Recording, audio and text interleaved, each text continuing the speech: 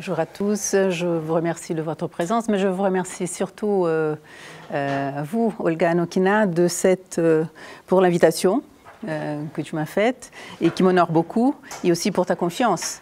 Et dire aussi que je suis très heureuse d'être accueillie lors de cette première intervention par les deux équipes de l'ITEM, autobiographie et correspondance aussi. Je vous remercie, Monsieur Ovas, et à tous vos collègues. Et j'espère donc partager avec vous quelques réflexions préliminaires à propos de lettres et multilinguisme à partir d'un corpus de documents conservés dans des archives brésiliennes et que nous allons découvrir ensemble.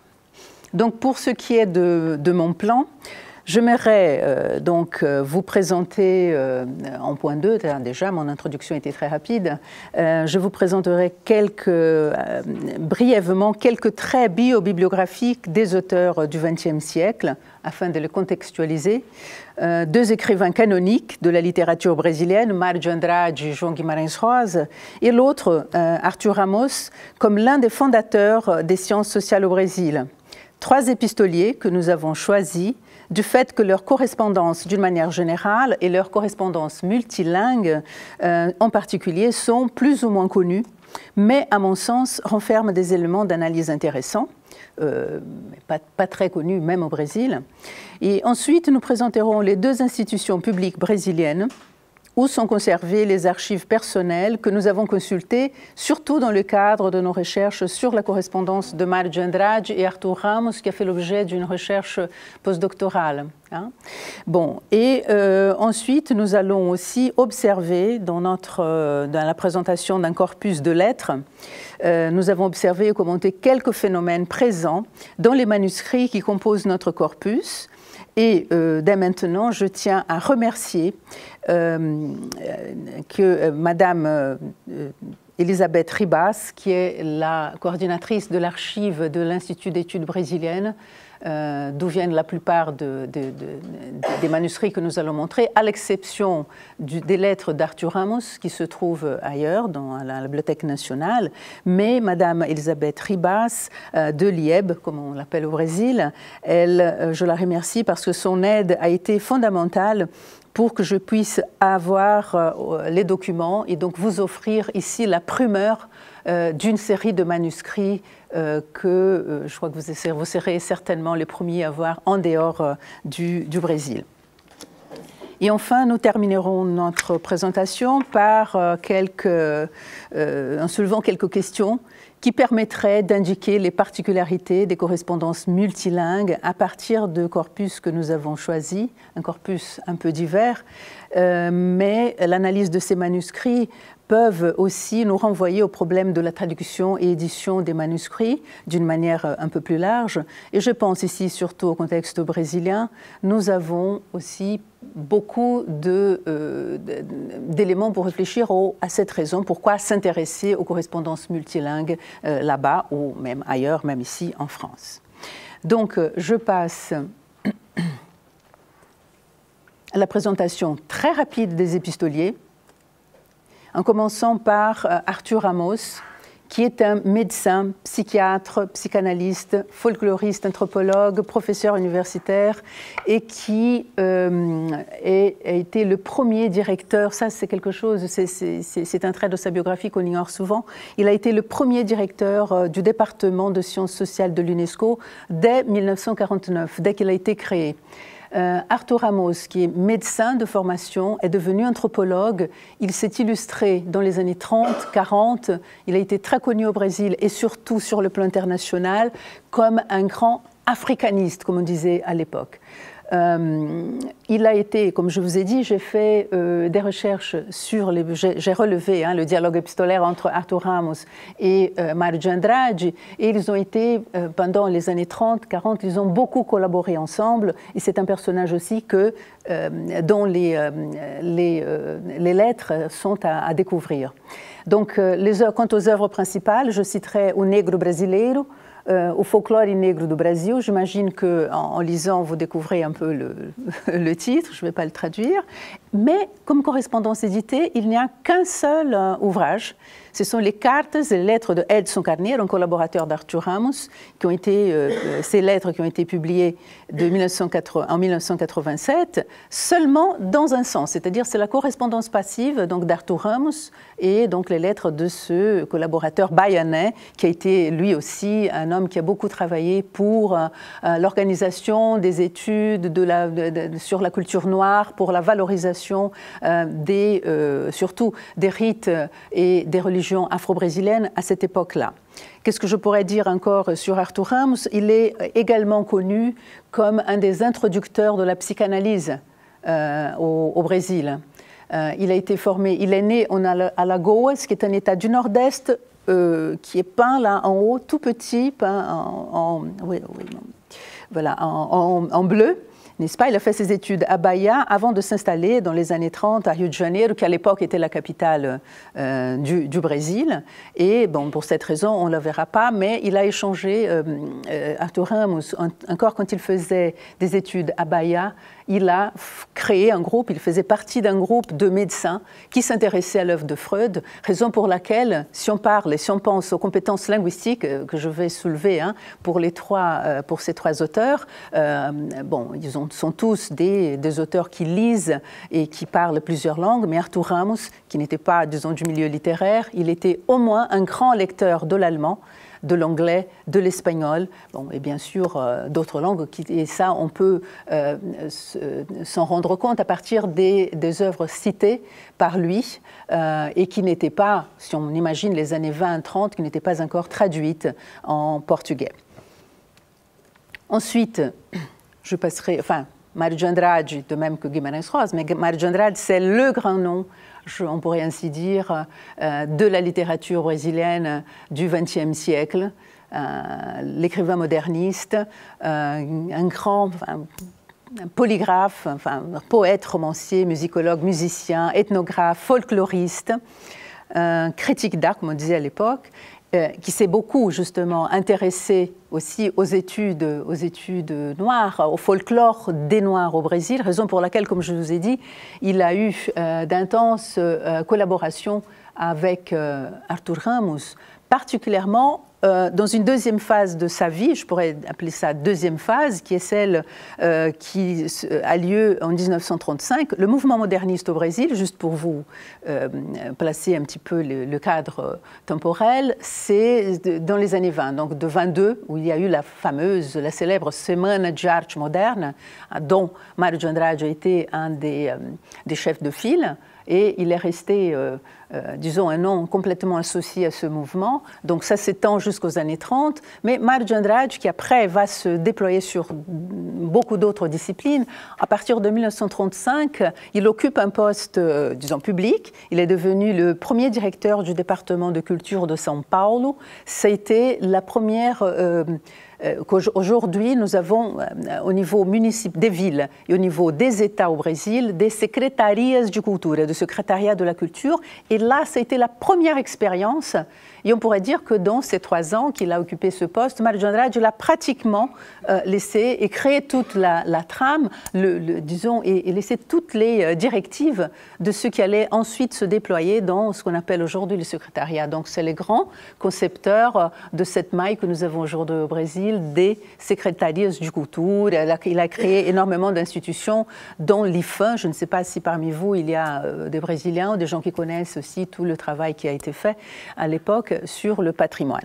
Bon, Mário de Andrade, il était, comme tous les intellectuels de son époque, un grand francophile. Il parlait parfaitement le français. Il a une relation parfois très polémique, très ambiguë avec la langue française, on va le voir, mais c'est la langue qu'il maîtrisait le plus. Quand il avait à peu près l'âge de 20 ans, il s'est mis à apprendre l'allemand pour...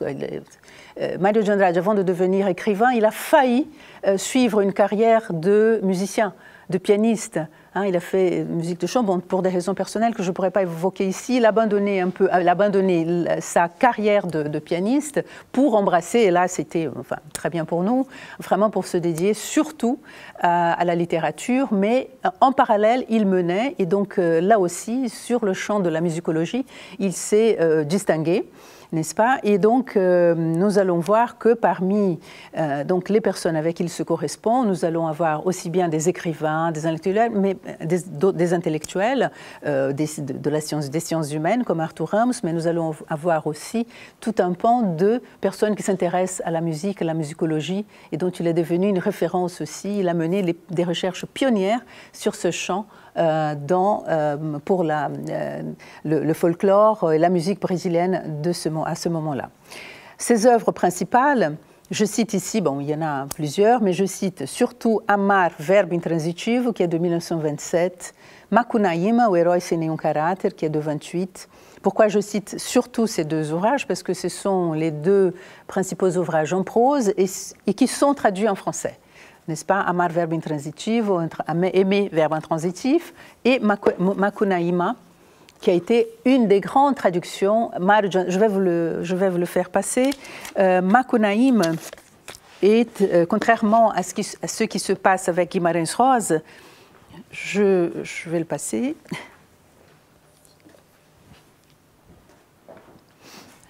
Donc, de son vivant, il n'y a pratiquement pas eu d'ouvrage traduit de Mário de Andrade, à part une expérience pour aimer verbe intransitif aux États-Unis. Tous ces ouvrages après ont été traduits à partir des années 70. Hein, et une des meilleures traductions de Macunaíma est la traduction française qui a été faite par Jacques Thériault.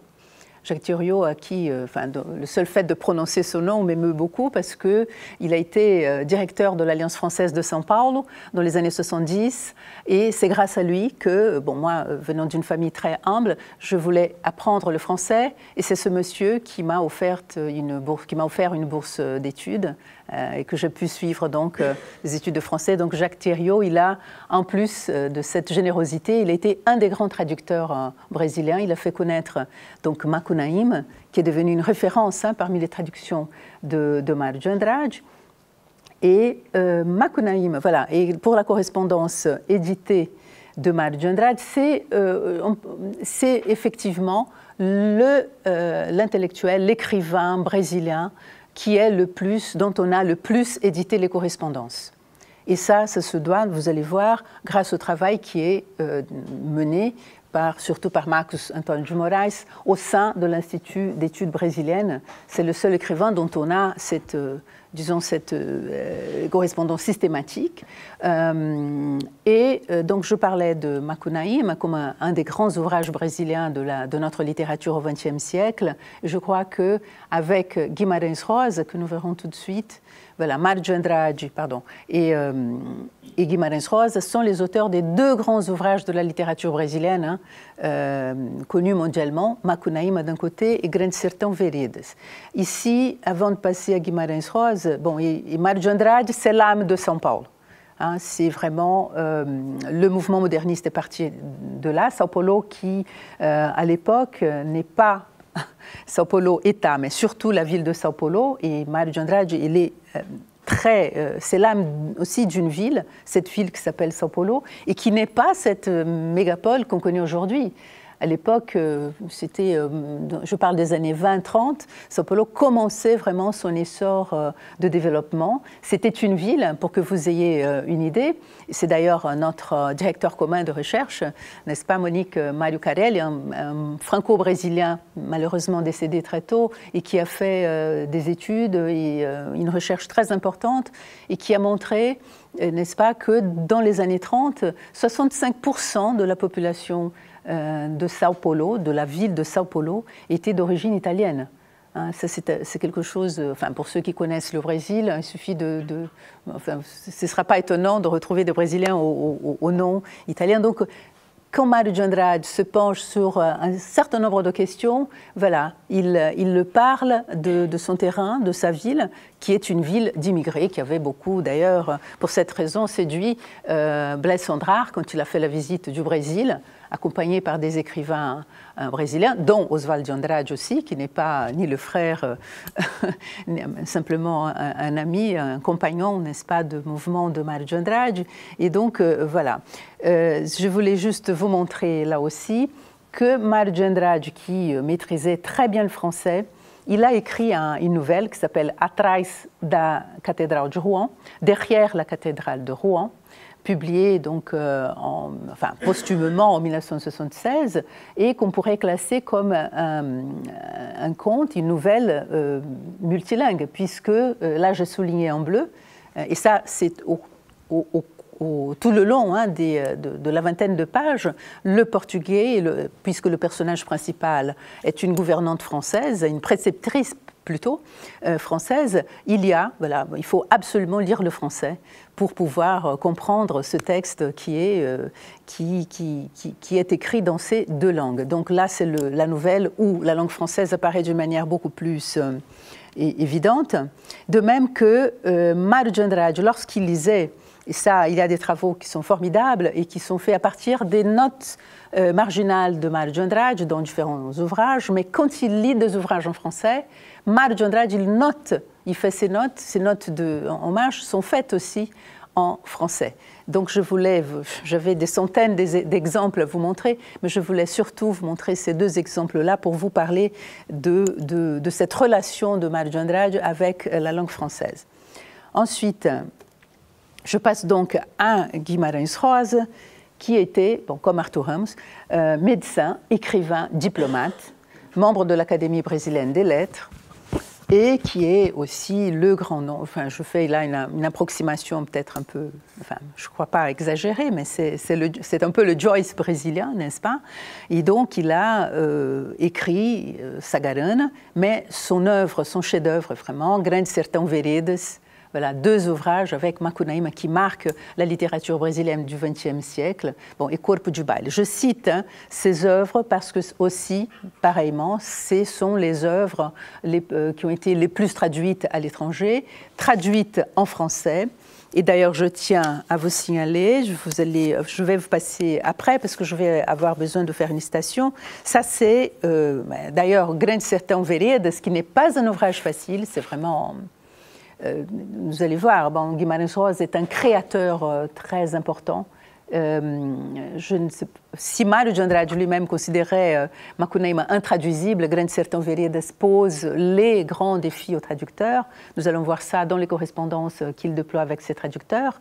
Mais en France, cet ouvrage, Grandes Sertão Veredas, a mérité 2 traductions. Il y a une première traduction avec son premier traducteur dont nous verrons les lettres, et cette deuxième traduction qui a gardé le même titre de la première, qui s'appelle Diadorim. Diadorim est le nom d'un personnage de Grandes Sertão, mais qui a été faite ici par Marie-Yvonne Lapouge, n'est-ce pas, dans cette édition, il y a aussi une préface de Mário Vargas Llosa, mais Marie-Yvonne Lapouge n'a pas eu la possibilité, parce que c'est une traduction faite dans les années 90, elle n'a pas, bien évidemment, eu des correspondances, entretenu des correspondances avec Guimarães Rosa. Mais vous verrez dans son avant-propos, elle s'est beaucoup référée aux lettres envoyées par Guimarães Rosa à ses traducteurs pour pouvoir aussi trouver des solutions à ce texte qui est qui pose des plus grands défis pour la traduction en langue portugaise.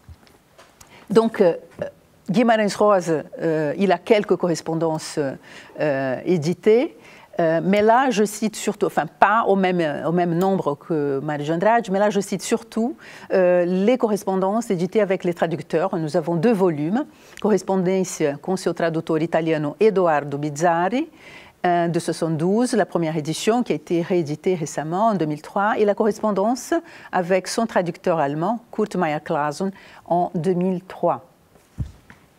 Et que je crois que je l'ai apporté aussi, excusez-moi. Non, je ne l'ai pas apporté, je le voulais faire, je l'ai cité là. Donc, alors, Arthur Ramos du Nord-Est, Alagoas, né au Nord-Est, bon, il s'installe après à Rio. Mário de Andrade, l'écrivain qui est une âme de São Paulo, et Guimarães Rosa qui vient de cet État aussi, qui est d'ailleurs un grand vivier d'écrivains brésiliens, qui est le Minas Gerais aussi, hein, donc, que j'ai peint en vert. Voilà, donc Guimarães Rosa, c'est pas la peine que je parle de lui parce qu'il s'exprime beaucoup, il s'est beaucoup exprimé lui-même. Et comme nous avions donc ce séminaire avec l'autobiographie et correspondance, j'en ai profité pour qu'on puisse écouter Guimarães Rosa se décrire, enfin parler de sa biographie. Alors, si vous permettez, j'ai fait moi-même la traduction des citations que j'ai faites. Je vais vous la lire, puisque nous sommes dans un séminaire multilingue, je vous la lis en portugais, si vous êtes bien d'accord. Ok? Voilà. Donc, vous pouvez suivre en bas. Donc, nasci em Cordisburgo, uma cidadezinha não muito interessante, mas para mim, sim, de muita importância. Além disso, em Minas Gerais, sou mineiro. Isto sim é o importante, pois quando escrevo, sempre me sinto transportado para esse mundo, Cordisburgo. Sim, fui médico, rebelde, soldado. Como médico, conheci o valor místico do sofrimento. Como rebelde, o valor da consciência. Como soldado, o valor da morte. Estas três experiências formaram até agora meu mundo interior. E para que isto não pareça demasiadamente simples, queria acrescentar que também configuram meu mundo a diplomacia, o trato com cavalos, vacas, religiões et idiomas. Donc nous allons voir comment, alors ça c'est extrait d'un entretien célèbre qu'il a donné à un journaliste allemand. Et nous allons voir aussi, en examinant ses correspondances, comment il revient toujours sur ces traits-là de sa personne, de sa personnalité, de sa personnalité intime. Donc, en plus d'être mineiro, en plus d'être médecin, diplomate, soldat, voilà, les vaches, les religions et les langues. Hein. Les langues, comme nous allons voir, ont presque une valeur mystique pour João Guimarães Rosa. Ensuite, puisqu'on parle de multilinguisme, il est vrai que nous avons rarement eu, peut-être c'est le seul cas, d'un écrivain qui parle et qui, disons, se penchait vraiment sur l'étude de langue. Et là, il le décrit comme si on avait... comme s'il présupposait déjà le cadre européen, il parle de ces différentes compétences qu'il décrit de la sorte. Je vous la lis rapidement. Falo português, alemão, francês, inglês, espanhol, italiano, esperanto, pouco de russo. Leio sueco, holandês, latim e grego, mas com dicionário agarrado. Entendo alguns dialetos alemães. Estudei a gramática do húngaro, do árabe, do sânscrito, do lituânio, do polonês, do tupi, do hebraico, do japonês, do tcheco, do finlandês, do dinamarquês. Bisbilhotei pouco a respeito de todas, mas tudo mal. Eu acho que estudar o espírito e o mecanismo das outras línguas ajuda muito a compreensão mais aprofundada do idioma nacional. Principalmente, porém, estudo-as por divertimento, gosto, distração. Voilà, donc là, c'est extrait d'une lettre qu'il envoie à une jeune cousine qui lui faisait un entretien. Et juste pour finir, voilà, comment ces langues interviennent dans sa création. Et là, il revient très souvent vraiment à cette imbrication des langues avec la langue portugaise, qui est donc son outil premier de création. Donc il nous dit « Escrevo e creio que este é o meu aparelho de controle, o idioma português, tal como o usamos no Brasil. Entretanto, no fundo, enquanto vou escrevendo, eu traduzo, extraio de muitos outros idiomas. Disso resultam meus livros, escritos em idioma próprio, meu. E pode-se dizer daí que não me submeto à tirania da gramática e dos dicionários dos outros. A gramática e a filologia, ciência linguística, foram inventadas pelos inimigos da poesia. Voilà. Donc, Guimarães Rosa était aussi nous donner les clés pour la compréhension de cette langue qui est un défi même pour les Brésiliens quand on le lit en portugais. Voilà. Donc on passe à la présentation des archives parce que c'est le plus intéressant que nous avons à faire. ici. Donc, rapidement, pour ceux qui ne connaissent pas encore, la Fondation Biblioteca Nacional do Rio de Janeiro, parce qu'il est important de vous montrer aussi où sont, où est-ce qu'on peut trouver tous ces corpus que nous avons relevés pour ici. Bien sûr, ce ne sont pas les principaux, mais je vous parle des fonds que je connais. Donc, Fondation Biblioteca Nacional au Rio de Janeiro, qui a été fondée en 1810, qui est la plus importante de l'Amérique latine, et dont le fonds englobe 10 millions de livres, documents, cartes, objets. Et depuis 2006, on peut avoir accès à la Bibliothèque nationale digitale, BN Digital, numérique, accès libre et gratuit, qui comprend, entre autres, une hémérothèque, des dossiers. Il y a un dossier, d'ailleurs, qui a été créé depuis 2009, je crois, la France au Brésil, et qui garde aussi des archives personnelles institutionnelles. Donc, c'est à la Fondation nationale Biblioteca Nacional que se trouvent les archives personnelles d'Arthur Ramos depuis 1956. Arthur Ramos qui est décédé en 1949. Je vous ai dit d'ailleurs qu'il est venu à Paris pour assumer le poste de premier directeur, indiqué par un ensemble d'intellectuels, d'anthropologues, de scientistes sociaux, enfin sociologues, qui ont indiqué son nom, un groupe international. Il est venu à Paris en 1949 et il est décédé 6 mois après. Il a juste eu le temps de dresser un projet pour une étude globale, mais qui commençait au Brésil, une étude sur les relations raciales dans cette Europe qui sortait de la guerre, et il devait, lui, chapeauter des recherches pour voir de quelle manière le Brésil, bon, on voit que c'est pas vraiment le cas, mais comment le Brésil pouvait être une sorte de laboratoire racial, donner quelques exemples au monde pour l'harmonie raciale, etc. Bon. Donc, ces archives, Arthur Ramos, qui n'a pas eu d'enfant, il a été vendu en 1956 par la veuve, Luisa Ramos, et qui est un des archives personnelles les plus importants de la section de manuscrits de l'ABN et qui est pratiquement inexploité. Comme je vous ai dit, il n'y a qu'un seul ouvrage dédié à la correspondance avec Arthur Ramos, alors que je n'ai jamais compris pourquoi on a édité les lettres de Edson Carneiro à Arthur Ramos sans rétablir le dialogue épistolaire, puisque les lettres étaient là, depuis 1956 à la BN. Enfin, en ce qui concerne Arthur Ramos, et même, comme je vous ai dit, je ne suis pas anthropologue, mais c'est pour d'autres raisons que je suis arrivée à Arthur Ramos, que j'apprécie de plus en plus, mais il y a plus de 5000 documents, dont 510 brouillons ou copies de la correspondance active d'Arthur Ramos. Des dizaines de ces lettres sont en anglais ou en français, et 2600 documents, surtout, qui correspondent à la correspondance passive. Voilà, et donc elles sont conservées. Alors là, il y a une grosse différence à l'accès de ces documents par rapport à l'Institut d'études brésiliennes, IEB.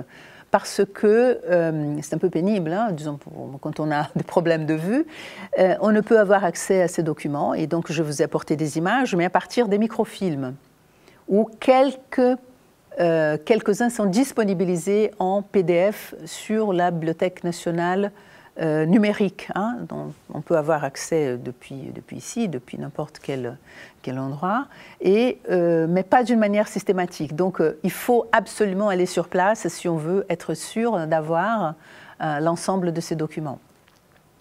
Quant à l'Institut d'études brésiliennes, qui se trouve à l'Université de São Paulo, c'est un centre multidisciplinaire. Alors ça, c'est le grand bâtiment qui a été inauguré il y a à peine 2 ans.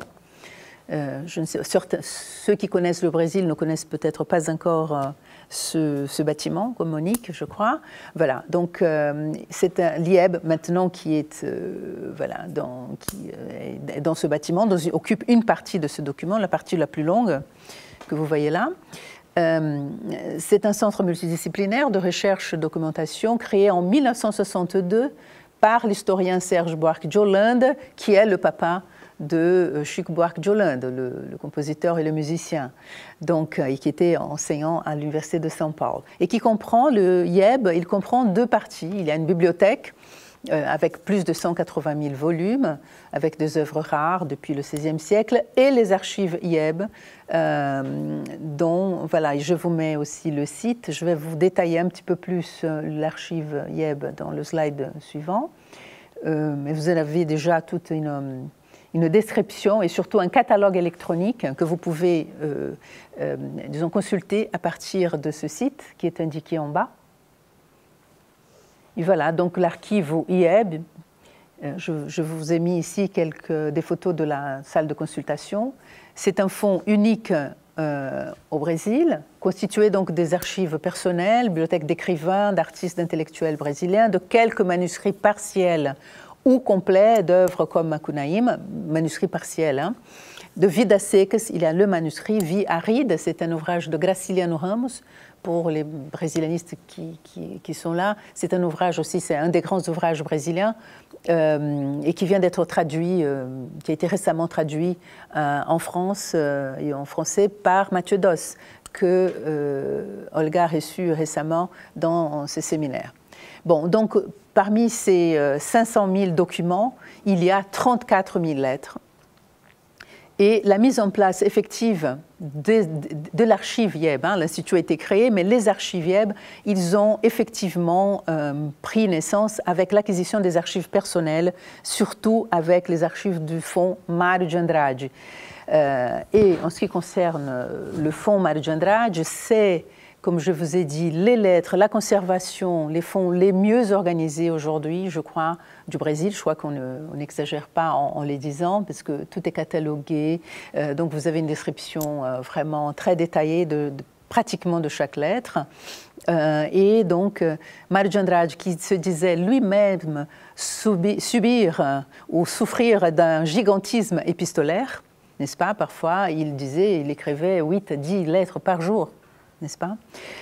Donc là, nous avons 8023 documents, dont 1034 correspondances actives, copies brouillons, et presque 7000 correspondances passives, soit près de 1400 expéditeurs de toute nature, institutions, personnalités, intellectuels, artistes, mais aussi de personnes voilà, parfois inconnues. Bon, donc les documents de Mário de Andrade, le fonds Mário de Andrade se compose aussi de quelques documents personnels, comme sa première photo lorsqu'il était enfant, sa carte d'identité, une analyse graphologique, son souvenir de première communion, ou encore quelques notes concernant Macunaíma. Il a détruit les copies de la première version de Macunaíma, mais il a gardé quelques notes pour une soi-disant deuxième édition qui n'a pas vraiment eu le jour, avec voilà, des notes prises de sa propre main. Voilà. À l'IEB aussi, je ne pouvais pas vous parler ici uniquement de Mário de Andrade, vous présenter l'Institut d'études brésiliennes sans évoquer le fonds Guimarães Rosa, qui est composé voilà, de presque 10 000 documents, dont 2041 correspondances de João Guimarães Rosa avec ses éditeurs, ses traducteurs, correspondances aussi personnelles, familiales, diplomatiques ou autres, en plus de carnets comme celui-là, carnets de voyage, qu'il a fait en Italie, bon, donc toutes sortes de documents. Et nous avons aussi, encore à l'Institut d'études brésiliennes, d'autres fonds personnels. Là, je vais vous citer que les fonds français, comme le fonds du géographe Pierre Mambègue, comme il y a aussi un ensemble de documents qui composent la production intellectuelle Roger Bastide. Bon, je cite ces deux noms-là parce que ce sont les deux membres des missions universitaires qui ont été embauchés pour la fondation de l'Université de São Paulo dès 1934. Vous savez que l'histoire de l'Université de São Paulo, elle doit beaucoup à la présence de ces missions. D'ailleurs, Roger Bastide, que je présenterai à partir du deuxième séminaire, il arrive au Brésil en 1938 pour remplacer et occuper la chaire de Claude Lévi-Strauss. Claude Lévi-Strauss qui arrive en 1934 et qui est remplacé en 1938 par Roger Bastide. Voilà, donc ici, juste pour vous dire que l'IEB est parmi les premières institutions qui gardent au Brésil, qui conservent des archives personnelles. Voilà, donc, et qui a une place centrale dans les archives et qui offre aussi des conditions de travail assez importantes. Donc ici, juste pour vous montrer rapidement, vous avez la collection Correspondência de Mário de Andrade, c'est le seul auteur, comme je vous ai dit, qui fait l'objet de ce genre d'édition. Et à côté, vous avez d'autres éditions de la correspondance de Mário de Andrade, et impossible de travailler sur ces correspondances sans aller au fond, qui se trouve à l'Institut d'études brésiliennes et qui est devenu référence. Une référence pour les études d'archives personnelles, mais c'est cette collection, Mário de Andrade, qui est devenue un peu le paramètre des correspondances plus récentes que nous connaissons au Brésil, surtout, comme je vous ai dit, correspondances d'intellectuels brésiliens ou d'artistes brésiliens, des correspondances entre Brésiliens. On a très peu de correspondances de Brésiliens, de personnalités brésiliennes avec des étrangers. Donc là, j'ai choisi un corpus de lettres d'Arthur Ramos. Et là, j'ai choisi des correspondances en français. Donc, correspondances d'Arthur Ramos avec Jean-Price Mars, qui était, comme lui, médecin anthropologue haïtien, qui faisait partie de ce qu'on appelait à l'époque les grands africanistes de l'époque. Et Jean-Price Mars, qui était non seulement un maître à penser haïtien, mais il a été souvent considéré comme un des précurseurs de la négritude. Il faut s'imaginer que Aimé Césaire, Senghor, à cette époque-là, je crois qu'ils étaient même au collège, mais tout le monde est passé par la lecture de Jean-Price Mars et surtout par un de ses ouvrages qui s'appelle Ainsi parla l'oncle, n'est-ce pas? Et c'est à propos de ces ouvrages qu'ils vont s'entretenir. Mais ici, nous allons nous consacrer, je vous ai signalé surtout, qu'est-ce qu'on va observer dans ces lettres? On va observer donc la question linguistique, comment se présente la langue, comment il y a éventuellement ou non une mention à l'échange qui vont se faire en telle ou telle langue. Pourquoi le choix de telle ou telle langue? Donc Jean-Price Mars écrit, est le premier à écrire. Donc là, on peut voir que c'est la première lettre de Price Mars à Arthur Ramos, c'est lui qui entame cet échange, et voilà qu'il nous écrit, voilà mon cher, comme ce n'était pas très facile peut-être de lire même à distance, je l'ai transcrit. Mon cher et éminent confrère, bien que je connaisse peu la langue portugaise, j'ai tout de même compris une grande partie de votre œuvre, O Negro Brasileiro. Alors, comment il l'a obtenu, on ne sait pas. Mais c'est vrai que cette œuvre-là, elle circulait un peu dans les milieux des africanistes internationaux. Herskovits, Richard Patty, surtout aux États-Unis, dans les Amériques et aux États-Unis. Voilà, donc j'imagine que c'est ou bien on entendait parler de ce travail pionnier d'Arthur Ramos et on se le faisait, disons, consulter, venir donc pour pouvoir lire. Donc après, dans le deuxième paragraphe que je transcris, Price Mars se présente là comme descendant de ce côté-ci, des Antilles, excusez-moi, il y a une faute, de ces esclaves libérés par le génie de mes ancêtres. Je suis moi aussi penché sur ce problème avec enthousiasme qui n'exclut ni l'objectivité, ni l'observateur impartial, etc., etc. Donc c'est vrai que dans ce milieu des africanistes européens, mais surtout américains, Jean-Price Mars occupait une place assez intéressante. Moi, je me suis posé la question. Aujourd'hui, si on veut savoir qui est qui, on va juste sur Internet, images, pour voir au moins la tête de quelqu'un. Alors, Madame Ferreira, elle est comment? Donc, on met le nom et vous avez l'image, mais à l'époque, non. Donc, je me suis dit que peut-être cette petite touche de celui qui entame une correspondance et qui va toujours, comme on le verra dans d'autres lettres, se présenter. Ici, je crois que ça a été intéressant que Jean-Price Mars peut-être marque sa couleur.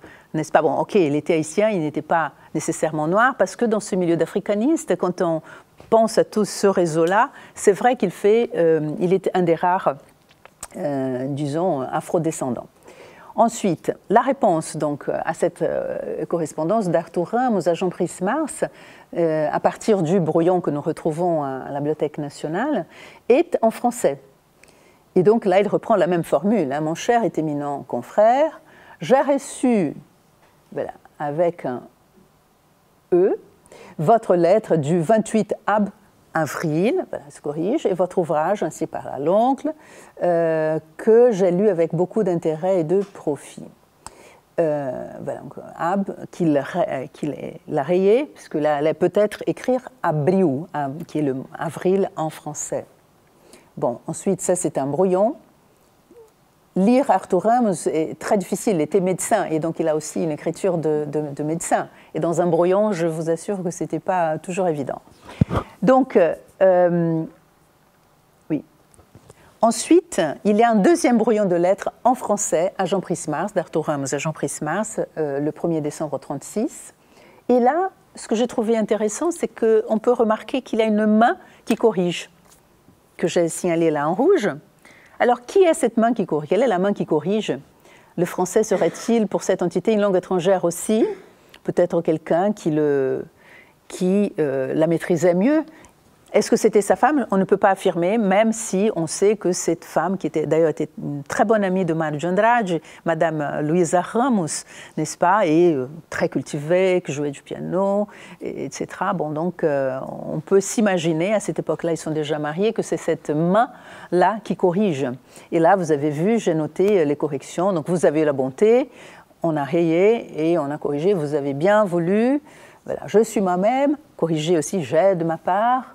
Il y a d'autres, voilà, toute une autre série de corrections faites avec une lettre qui n'est pas, une écriture, pardon, qui n'est pas celle d'Arthur Ramos. Voilà, même chose, voilà encore une autre copie de lettre à Jean-Brice Mars.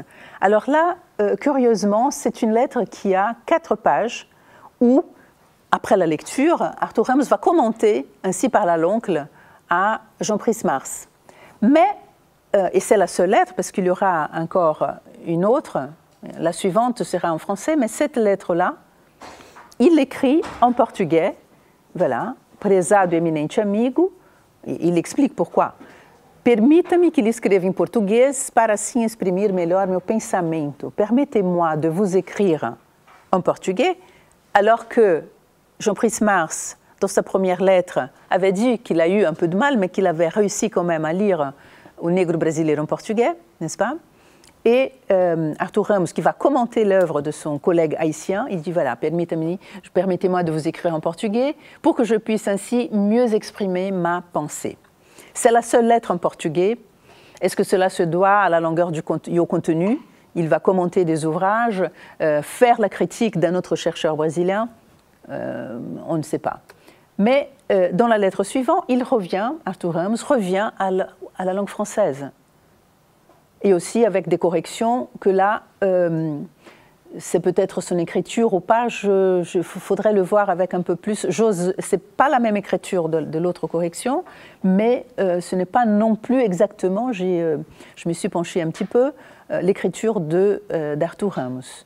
Voilà, et donc j'ai signalé juste les endroits et les passages où il y avait les corrections. Je m'empresse de apressar-se en portugais, bon, donc empresse de la répondre là où il y a eu les corrections à ce brouillon. Voilà. Et ici, donc juste pour finir avec Arthur Ramos, nous avons un brouillon de lettres. Quand Arthur Ramos écrit à Jean-Brice Mars, Arthur Ramos est à Rio, donc au Brésil, Jean-Brice Mars est en Haïti. D'accord? Bon, quand Arthur Ramos écrit à Roger Bastide est depuis quelques mois déjà au Brésil, hein, où il est arrivé, comme je vous ai dit, pour travailler à la fondation à la création de l'Université de São Paulo en remplaçant Claude Lévi-Strauss. Alors là, il écrit à Roger Bastide, francophone, donc, mais il écrit français, il écrit en portugais, et voilà, il dit tout de suite, prezado professor, vous avez la traduction en bas, prezado professor, na previsão de que já esteja lendo português com facilidade, permita-me responder em minha língua a sua amável carta de 20 de julho passado, pois assim, etc., etc., etc. D'accord? Donc, il part du principe que Roger Bastide est au Brésil et qu'il parle déjà, ce qui n'est pas vrai, parce que comme on verra à partir du deuxième séminaire, Roger Bastide a eu beaucoup de mal à maîtriser le portugais, donc il s'est toujours fait aider par ses étudiants, même 14, 15, 16 ans après son séjour au Brésil. Bien sûr qu'il comprenait, il le lisait, mais donc un bon diplomate aussi, Arthur Ramos, aussi très pressé, peut-être d'écrire, voilà, il dit, voilà, je présume que vous lisez déjà le portugais avec facilité. Voilà. Ensuite, nous passons au corpus de lettres de Mário de Andrade. Et je commencerai par faire quelques remarques à propos de la correspondance de Mário de Andrade avec des Sud-Américains. Artistes, écrivains, musicologues argentins, uruguayens, colombiens, péruviens, chiliens, qui composent le plus grand nombre d'étrangers qui ont correspondu avec Mário de Andrade. Et d'une manière générale, nous allons voir un tableau à la fin, la correspondance passive lui est envoyée en espagnol, systématiquement, quel que soit l'expéditeur et le pays d'origine. Et Mário de Andrade, enfin, on n'a pas réussi à rétablir, sauf quelques exceptions, le dialogue épistolaire, mais Mário de Andrade, quand on a réussi à trouver ses lettres, il répond systématiquement en portugais. N'est-ce pas? Donc il y a eu quelques exceptions que nous verrons, comme celle du compositeur colombien, compositeur et musicologue colombien Emirto de Lima, que nous verrons dans le 4e séminaire, qui a écrit 16 lettres de 1931 à 1944, toutes envoyées de Barranquilla, en Colombie, dont les 4 premières lettres sont en français. Et ensuite, pour des raisons qu'on n'a pas réussi à comprendre, enfin, et à expliquer, il passe à l'espagnol. Et un deuxième cas, c'est celui du compositeur, musicologue, ethnologue, journaliste chilien Carlos Lavín, qui a écrit à Mário de Andrade 2 lettres. Carlos Lavín, par contre, qui habitait à Paris. Hein. Et donc, il envoie 2 lettres à Mário de Andrade, en français, une lettre en français, celle du 11 août 1929, et la suivante, 24 mai 1930, une réponse à une lettre de Mário qui lui a écrit le 13 novembre 1930, en espagnol. Ils sont toutes les 2 envoyées de Paris, mais là, aucune mention au pourquoi la langue ou telle autre, pourquoi on passe l'espagnol, ni rien. Bon. Bien sûr, vous allez me dire, les élites à l'époque, toutes et même sud-américaines ou d'autres nationalités parlaient l'espagnol, mais vu la proximité entre l'espagnol et le portugais, pourquoi ne pas l'avoir fait dès le départ?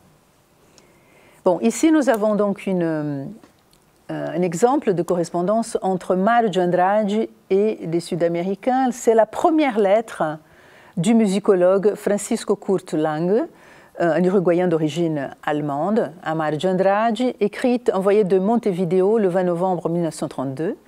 C'est une lettre de 2 pages en espagnol. Kurt Lange qui a été le correspondant le plus assidu avec Mário de Andrade, et c'est le seul dialogue qu'on a réussi, épistolaire, qu'on a réussi à établir. Donc 26 lettres de Mário de Andrade, 49 lettres de Kurt Lange, dans cet univers établi par d'ailleurs une jeune fille qui a fait sa recherche sous la direction de Marcos Moraes l'année dernière. J'ai participé de son jury. Et ça, pourquoi? Parce que Kurt Lange, qui a mené quelques recherches au Brésil, il a destiné tout son fonds, ses archives personnelles, il ne les a pas laissées en Uruguay, il en a fait don à l'Université fédérale de Minas Gerais. Et donc c'est pour cette raison-là qu'on a réussi à rétablir ce dialogue. Donc Kurt Lange à Mário de Andrade va souvent évoquer dans le domaine musical, où Mário de Andrade s'est beaucoup illustré, hein, très connu dans le monde latino-américain ou sud-américain aussi, pour ses travaux pionniers parfois concernant la musique. Et Kurt Lange, qui souvent parlait à Mário, renvoyait à Mário cette phrase, voilà, nous travaillons tous les 2 pour un idéal commun, nuestro idéal común et l'américanisme musical. Hein, après que Mário a aussi lancé des bases pour disons, nationaliser et penser une identité pour la culture, la musique, enfin dans tous ces aspects, la culture brésilienne, dans la musique, le folklore et tout cela. Et donc ça s'étend. Et avec Kurt Lang, il va retrouver ce partenariat pour penser un américanisme musical. Et donc tout au long de ces échanges, Kurt Lang écrit en espagnol, sauf une dernière lettre, et Mário de Andrade écrit en portugais.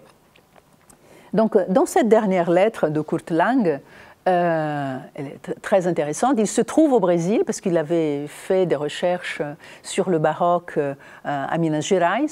Il y a quelques interférences. Il fait un pas, je crois qu'il doit être, disons, enfin, il ne savait pas que cela allait devenir la dernière lettre à Mário de Andrade. Déjà parce que Mário décède en février 1945, il est déjà très malade à ce moment-là. Donc c'est la dernière lettre, du moins la dernière dans les archives de Mário à São Paulo.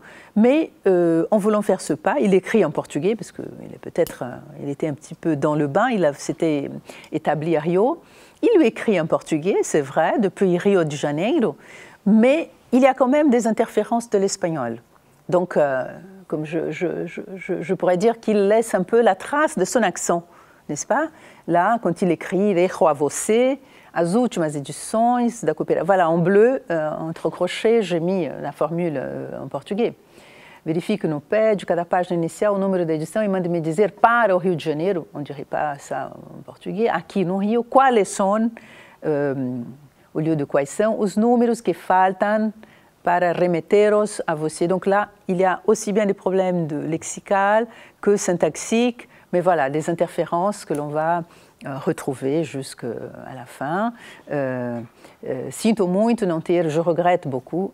Excusez, je n'ai pas traduit, excusez-moi, je compte sur vos compétences en portugais.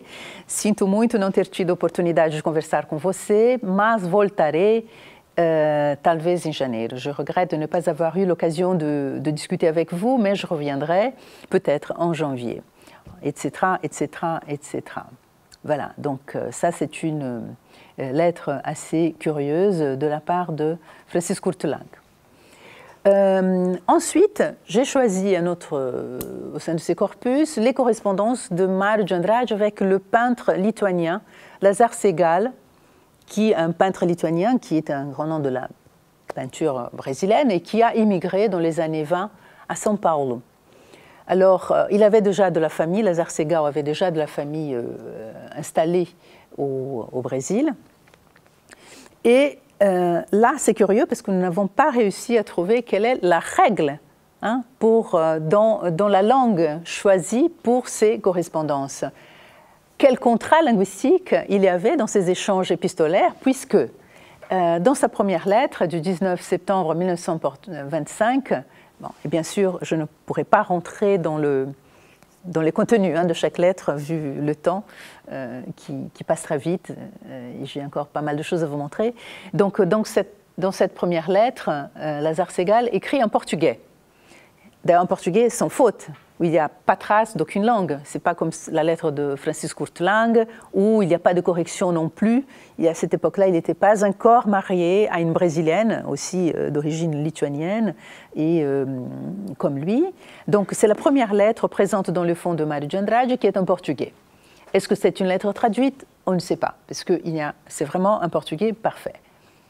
Ensuite, la deuxième lettre, c'est une carte postale de Berlin, surtout que Lazar Segal se déplaçait pas mal avant de poser ses valises définitivement au Brésil dans les années 40, moitié des années 30-40. Donc il envoie une carte postale de Berlin en allemand, Lieber Herr Mário de Andrade, etc., etc. Ensuite, troisième lettre, envoyée à Mário de Guarujá, qui se trouve sur le littoral de l'État de São Paulo, en 1927, une lettre de 2 pages en portugais. Mais là, qu'est-ce qui se passe?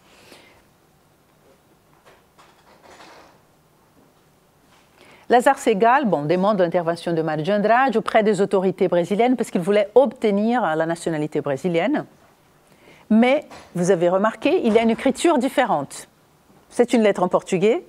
La première était en portugais et tout à fait correcte. Mais là, il y a une écriture différente. Et suivant la description qui est faite dans le catalogue de l'Institut d'études brésiliennes, il s'agirait de l'écriture de son épouse Jenny Klabin. Donc il s'agirait peut-être d'une lettre dictée par l'énonciateur signataire ou écrite à quatre mains, on ne peut pas le savoir. Mais nous avons par contre, je l'ai signalé dans le carreau rouge, la signature est de la main de Lazare Segal, sauf l'écriture de cette lettre. Ensuite, la lettre suivante, le 7 mai 1929, de 3 pages en portugais, voilà, mais elle est envoyée de Paris. Et Lazare Segal, bon, entre autres, il communique à Mário son intention de rester plusieurs années, enfin des années, à Paris, ce qui s'est fait. Bon, donc 29, on était encore loin de 39, mais enfin, il est venu pour des questions aussi, parce qu'il était très proche aussi des avant-gardes et de la vie artistique à Paris. Voilà, encore de Paris, une lettre suivante en portugais, où il présente un danseur français qui doit aller à São Paulo. Ensuite, une carte postale envoyée d'Arcachon, cette fois-ci en français. Cher Mario, voilà, là c'est l'écriture de Lazare Segal. Et ensuite, encore une lettre envoyée de Paris en 1932, en français et en langue étrangère. Voilà, Lazare Segal, voilà, excusez-moi, c'est la dernière lettre en français et en langue étrangère que Lazare Segal envoie à Mário de Andrade. Et Lazare Segal ici demandait à Mário de traduire en portugais un article sur lui, enfin de le faire publier à São Paulo. Donc à partir de là, à partir de 1932 jusqu'en 1944, toutes les lettres qui se suivront seront en portugais, n'est-ce pas? Mais ça commence par cette lettre envoyée de Paris. Voilà. Et il y a la dernière lettre, donc comme nous voyons, donc cette lettre de Paris et la dernière est aussi écrite en portugais par Lazare Segal. Ensuite, nous avons, comme je vous ai dit, Mário de Andrade n'a pas eu, comme Guimarães Rosa, la possibilité de s'entretenir, d'écrire à ses traducteurs, n'est-ce pas? Il n'y a pas de correspondance, sauf une correspondance avec cette dame, Margaret Hollingsworth, qui écrit à Mário de Andrade parce qu'elle a été, je crois qu'elle était même de la famille d'un éditeur qui voulait publier, qui a publié d'abord, avant Macunaíma, Amar, verbe intransitivo, n'est-ce pas? Elle lui écrit en anglais, donc comme ça, sans lui expliquer pourquoi.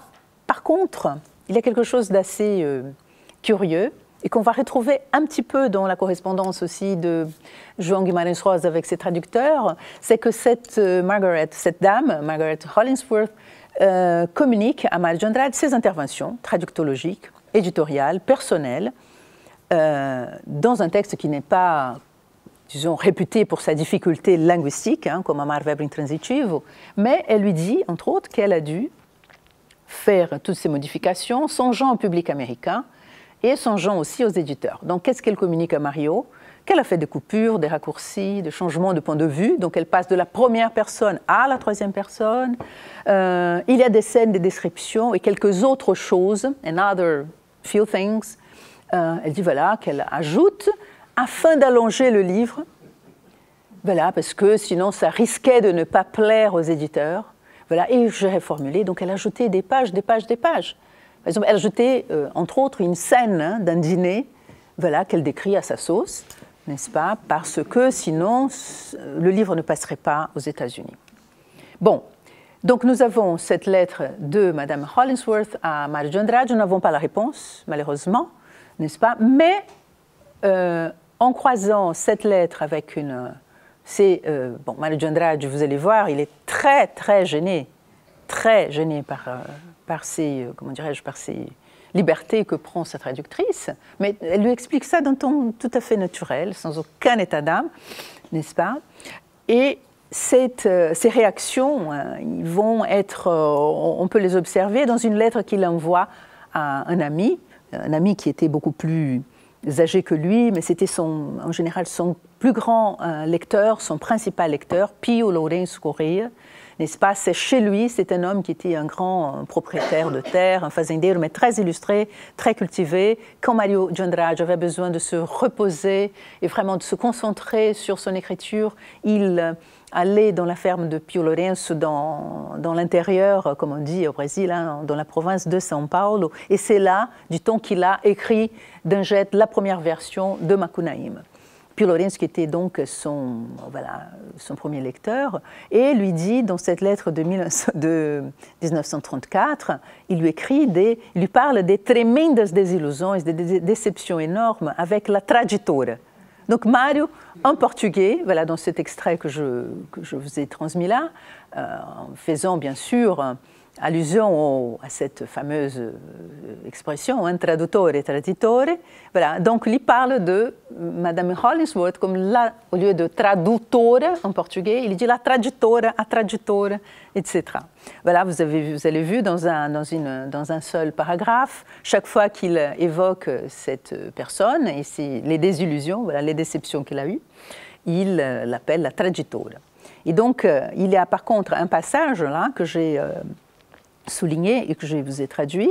Il dit, voilà, Macunaíma, voilà, só pus uma ressalva, je n'ai mis qu'une réserve, no caso de Macunaíma, qui não poderá ser impresso sem meu contrôle, parce que, à la lumière de ce qui s'est passé avec Aimé, verbe intransitif, il se demande ce que cette dame va faire lorsqu'elle se mettra, parce qu'elle lui annonce après qu'elle va se mettre à Macunaíma, comme je vous ai dit, à côté de Grandes Sertão Veredas, les deux ouvrages les plus défiants de la littérature brésilienne. Donc il dit, voilà, dans le cas de Macunaíma, ne pourra ser impresso sem o meu controle. Livro que, de antemão, acho insalvável. Alors là, c'est un mot qui n'existe pas en portugais, un néologisme, c'est-à-dire pas possible de sauver, hein, insauvable.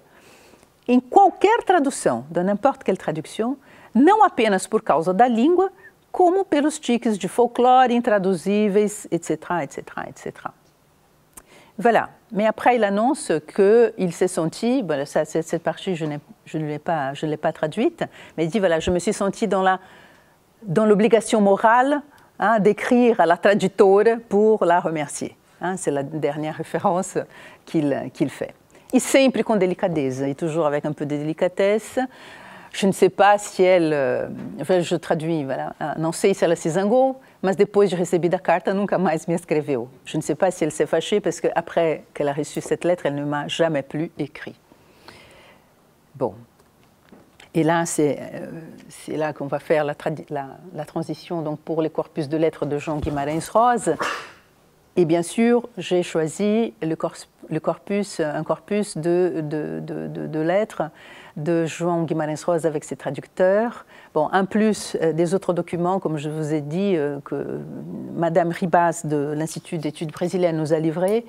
Et je la remercie surtout parce que le plus difficile d'obtenir, et d'obtenir même dans une situation comme celle-ci, et c'est parce que je venais et là, elle m'a dit, voilà, tu vas représenter l'IEB à l'ITEM, parce qu'il y a des échanges souvent avec l'ITEM, mais c'est les documents de João Guimarães Rosa qui pose le plus de problèmes. Vous savez, quand on travaille sur des correspondances, il y a souvent des problèmes avec les héritiers, avec les ayants droit, etc.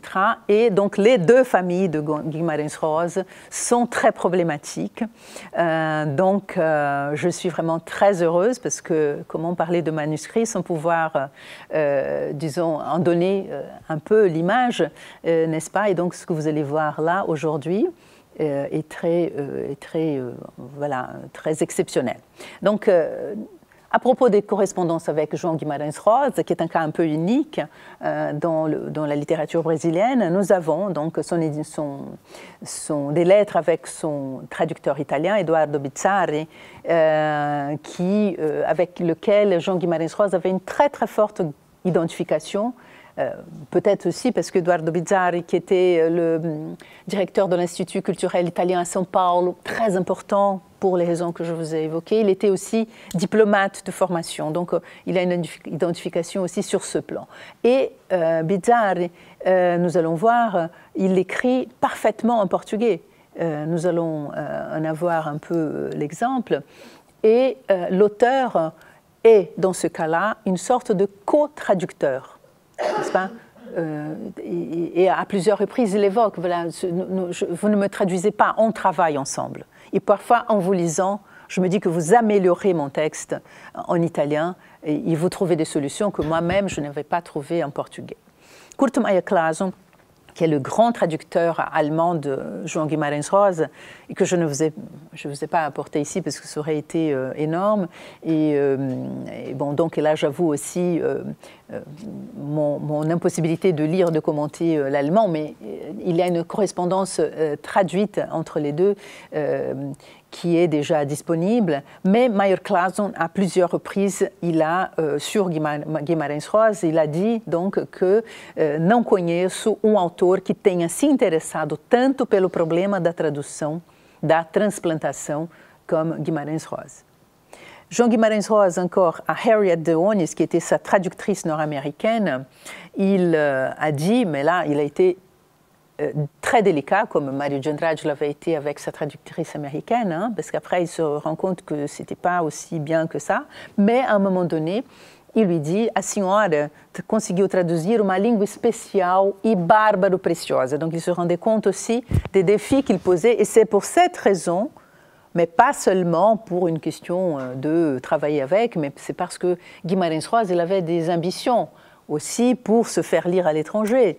Il voulait, d'après ce que l'on raconte, il comptait sur les traductions pour pouvoir peut-être un jour se présenter un prix Nobel. Ça, c'est quelque chose qu'on connaîtra un peu plus tard. Hein. Il est entré à l'Académie brésilienne de lettres vers 1963 ou 65, si je ne me trompe. Il est décédé en 67. Mais lui, de toute façon, vous avez réussi à traduire une langue spéciale et barbaro-précieuse. Il dit, voilà, le portugais brésilien minier Guimarães Rosiano. Voilà, et à plusieurs reprises, il va parler de sa langue. Il a dit, voilà, j'ai créé une langue propre, n'est-ce pas, pour mon écriture.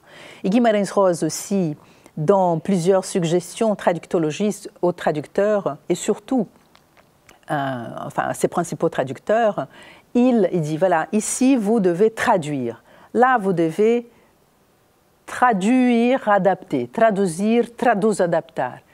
Nous allons voir les types de conseils traductologiques qu'il disait. Lui qui avait fait une expérience en 1959 de traduction, il a traduit une œuvre, il était passionné par les oiseaux, en plus des vaches, des bœufs.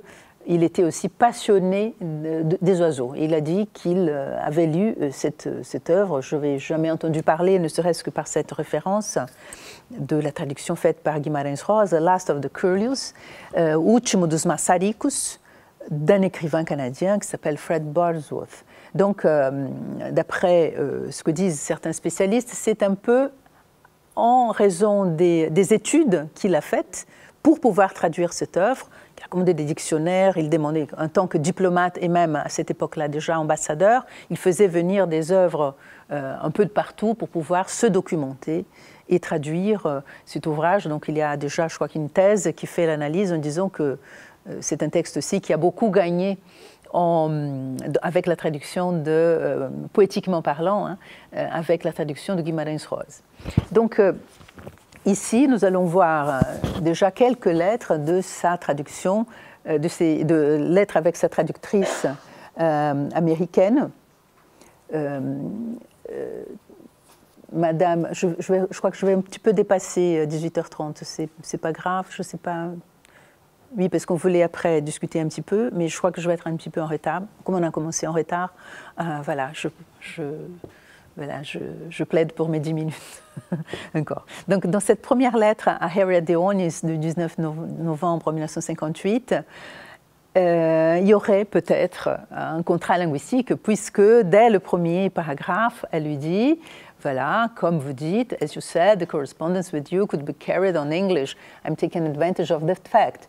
Alors ça, c'est quelque chose qu'il avait signalé aux éditeurs, et donc Madame Dionis va tout le temps lui écrire en en anglais, parce que, bon, bien sûr, c'est, après le français, la deuxième langue, enfin les trois langues que maîtrise parfaitement Guimarães Rosa, c'est l'anglais, le français et l'allemand, n'est-ce pas, qu'il connaît parfaitement. Le français et le français et l'anglais, parce que jusqu'à, il y a très récemment, disons une quinzaine de jours, le corps diplomatique brésilien, et surtout de haut niveau, comme l'a été Guimarães Rosa, c'était des langues qu'il devait maîtriser parfaitement. Hein. Voilà. Et donc elle signale qu'elle a envie de traduire Ahora ya vez de Augusto Matrague.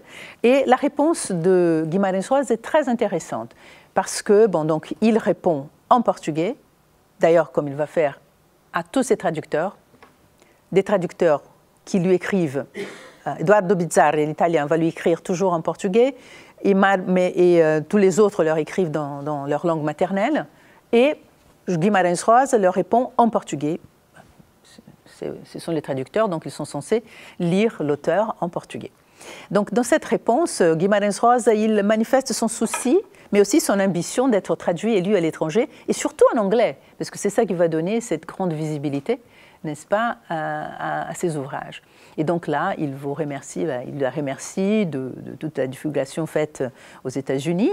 Et en bas, comme vous voyez, il y a quelque chose, même c'est une copie, mais comme je vous ai dit, il était très systématique. Est-ce que c'était un trait de la personnalité de Guimarães Rosa, c'était un trait du médecin qui doit garder peut-être les dossiers de ses patients, mais un trait aussi du haut fonctionnaire, de l'ambassadeur qu'il était.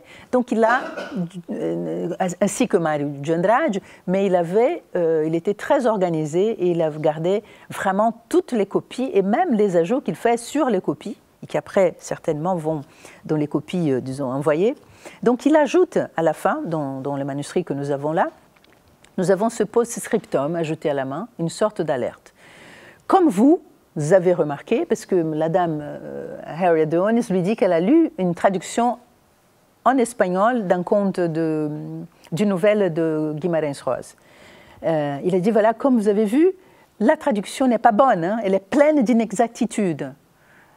Comment je lis cette remarque? C'est attention, madame, si vous voulez me traduire, attention, parce que là, vous allez risquer, sinon vous risquez de commettre les mêmes erreurs, n'est-ce pas? Et là, il le fait. Je vais sauter, je vais peut-être, voilà, je voulais parler de notes biographiques, mais voilà, dans cette lettre, dans la lettre suivante, ce qui est très, très intéressant, c'est que c'est une lettre de 3 pages où João Guimarães Rosa va, comme auteur, et qui est toujours très inquiet, il passe au crible le travail de ses ambassadeurs de son œuvre, que sont les traducteurs, hein, surtout dans les langues qu'il connaît, comme je vous ai dit. Donc, c'est un écrivain diplomate qui a beaucoup de mal à cacher son agacement envers les traducteurs, en dépit des excuses apparentes, hein, parce que quelqu'un m'avait dit, ah, vous allez voir, il est très gentil avec les traducteurs. Pas si gentil que ça. Il ne faut pas oublier, il trouve parfois des formules très diplomatiques, mais on voit qu'il est complètement agacé. Il a dit, voilà, oui, je fais peut-être un jugement rigoureux, une exigence, une attente inconsciente d'une traduction poétique. Je voulais une reconnaissance, mais j'ai une reconnaissance pour leur travail, en parlant de la traduction en espagnol, qu'il avait commenté à Madame Dionis. Mais l'écrivain médecin, il ne faut pas oublier qu'il est aussi un médecin, donc il décortique, il dissèque cette traduction, il les commente, il a dit, voilà, j'ai remarqué quelques erreurs, de nombreuses erreurs, pardon, deficiências. Voilà, des omissions de détails, de perte de dynamisme, des infidélités sémantiques, des inexactitudes, des trahisons au rythme et contre le temps général. Le plus sérieux, c'est des mots traduits de manière arbitraire et absurde, pas de consultation au dictionnaire. Donc là, je vous résume ce qui est dans ce paragraphe. Il dit, voilà, ils auraient pu consulter le dictionnaire tel. Hein, même ça, ils ne l'ont pas fait. Et donc, dans cette lettre aussi, voilà, il revient à ce côté un peu diplomatique. Oui, je suis quand même, je reconnais leur effort de ces 2 traducteurs parce que, et voilà, quelqu'un me l'a dit, même les mauvaises traductions, parfois, il fermait les yeux parce qu'il voulait être lu à l'étranger, surtout aux États-Unis. Il a dit, voilà, mais c'est grâce à eux que je suis un petit peu connu en Amérique et je vous remercie à vous, là en bas, mon ami, parce que grâce à vous, j'aurai peut-être une révélation de mon œuvre aux États-Unis. Il comptait beaucoup sur ces traductions et sur cette traductrice qui a été celle qui n'a pas été une traditore, comme la traductrice de Mário de Andrade, mais c'est parmi les traducteurs celle qui lui a posé le plus de problèmes. Mais, comme je vous ai dit, même mauvaises, les traductions aidaient de toute façon à révéler son œuvre à l'étranger. N'est-ce pas? Donc, je passe sur cela. Je voulais parler des notes biographiques. mais on peut revenir à un autre moment. Voilà, ce que je voulais vous dire donc, c'est que une des questions qui nous ont inspirés, faite par Alain Pagès, un professeur de Paris 3 qui a participé à un colloque l'année dernière à São Paulo, qui s'appelait, d'un projet entre l'USP et Paris 3, les artisans de la correspondance, dont nous avons ici aussi Madame Geneviève Roche-Buzina, qui était une de nos invitées et dont j'ai eu l'honneur de traduire son œuvre, qui s'appelle L'Épistolaire, en portugais. Donc, Alain Pagès, à ce moment-là, il a fait une communication qui s'appelait « Que nous disent les autographes ?» n'est-ce pas, et que les éditions de correspondance ne nous disent pas. Et donc, à un moment donné, Alain Pagès nous disait, voilà, les autographes, l'image des manuscrits, c'est comme un tableau, n'est-ce pas? Et donc, bon, enfin, toutes ces couleurs, c'est moi qui vous les ai mises pour montrer un petit peu, voilà, dans cette lettre où il y a les dessins, parce que Madame Déonis, la traductrice de l'anglais, il était tellement, c'est pratiquement la seule personne à qui il doit faire les dessins pour dire, voilà, imaginez le car du Bois, un char à bœufs, comment les bœufs qui parlent, hein, enfin, qui sont les personnages, ils vont discuter, il y a une conversation entre les bœufs, comment ils sont disposés, donc vous allez voir, donc il lui dit, voilà, tel mot veut dire la corne tel ou tel, parfois il y a des renvois aussi, hein, ce qui est en violet là, c'est parce que ce sont des parties qui communiquent, il explique ce qui est placé tout en haut là, quand on voit le dessin des bœufs. Donc cet autographe est comme un tableau, et donc comment rendre compte de ce geste, de cette intentionnalité, de la fonction du dessin, de l'image, quand on édite les correspondances. Donc dans cette lettre à Harriet Déonius, João Guimarães Rosa, il va proposer, il donne la solution. Il dit voilà, tel bœuf qui s'appelle Namorado, vous pouvez choisir entre Soft Heart, Valentine, Sweetheart.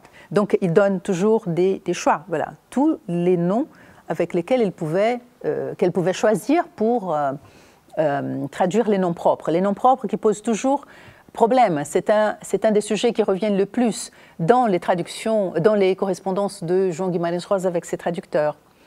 Voilà, donc je ne vais pas tout lire malheureusement. Juste en bas, là, il y a la traduction du nom des bœufs, ensuite le nom des vaches. Par exemple, azeitona, olive, il écrit tout simplement « retrouver un nom expressif, bon n'importe ». D'accord? Au lieu des autres noms propres où il donne quelques pistes pour la traduction. Voilà. Et en plus, il dit, voilà, je vous fais un glossaire technique où il décrit des parties et des pièces du char à bœuf, des attelages bovins, avec les traductions en anglais. Voilà. Bon, donc, ici, on passe de la traductrice de l'anglais au traducteur Bizzarri de l'italien. Comme je vous ai dit, celui avec lequel ils sont le plus d'identification, peut-être aussi parce que s'agissait d'un diplomate, d'un collègue, une correspondance qui s'est étendue de 59 à 64, et Bizzarri écrit toujours en portugais. Il a une maîtrise parfaite de la langue qui impressionne Guimarães Rosa, n'est-ce pas? Dans cette lettre où il fait 3 demandes. Il demande l'autorisation de supprimer des passages inutiles au lecteur italien. L'avis, le conseil aussi, voilà, sur les noms de lieux, de personnes de sobriquet, et la définition du mot vereda. Alors, le titre de ce qui est devenu Diadorim en français, en portugais, c'est Grande Sertão Veredas. Donc, comme je vous ai dit, hein, pas de Google, pas d'image, donc Bizzarri lui dit, voilà, j'aimerais que vous m'expliquiez un petit peu de quoi il s'agit, pour voir si je forme dans ma tête l'image correcte de cet univers que vous décrivez. Alors, pourquoi est-ce que j'ai mis les 2 textes l'un face à l'autre, à côté l'un de l'autre? C'est que Guimarães Rosa écrit point par point, il répond point par point aux demandes de son traducteur, n'est-ce pas? Donc là, pour les noms propres, je vais aller un petit peu plus vite, parce que j'ai une conclusion aussi à vous présenter. Voilà, donc là, il donne des conseils à son traducteur et il dit, voilà, vous pouvez, à des moments, il vaut mieux que vous trouviez une solution mixte. Vous conservez une partie en portugais et vous traduisez le reste. C'est de l'italo au portugais. Ensuite, vous gardez la forme originale, ou bien vous traduisez. Ensuite, vous pouvez traduz adaptar, c'est-à-dire traduire, adapter. Ensuite, employer la forme correspondante en italien et donne des exemples à chaque fois, très systématique. Voilà, donc ici je vous ai mis à côté la page de l'édition de cette correspondance qui correspond à cette page, à la page du manuscrit. Hein? Donc, juste pour une curiosité, de voir comment, voilà, il y a quelques choix dans les choix typographiques dans l'édition que serait peut-être à revoir. Moi, je reverrai, enfin, pourquoi en italique au lieu de ce qui est souligné, je ne sais pas. Mais simplement pour vous dire, justement, pour illustrer cette question évoquée par Alain Pagès, que les éditions de correspondance peuvent effacer pas mal de choses parce qu'il y a des choix éditoriaux à faire. Il y a des normes aussi à suivre. Donc, dans cette partie-là, voilà, une autre partie de la lettre, Guimarães Rosa écrit un texte qui est magnifique, où il écrit sur la Vérède. Il décrit, donc c'est un paysage, c'est un espace, hein, donc qui est un espace qui est presque un personnage, il y a une importance très grande pour ce roman, n'est-ce pas? Donc il définit ce mot Vérède. Il fait une succession d'images qui est très belle, justement.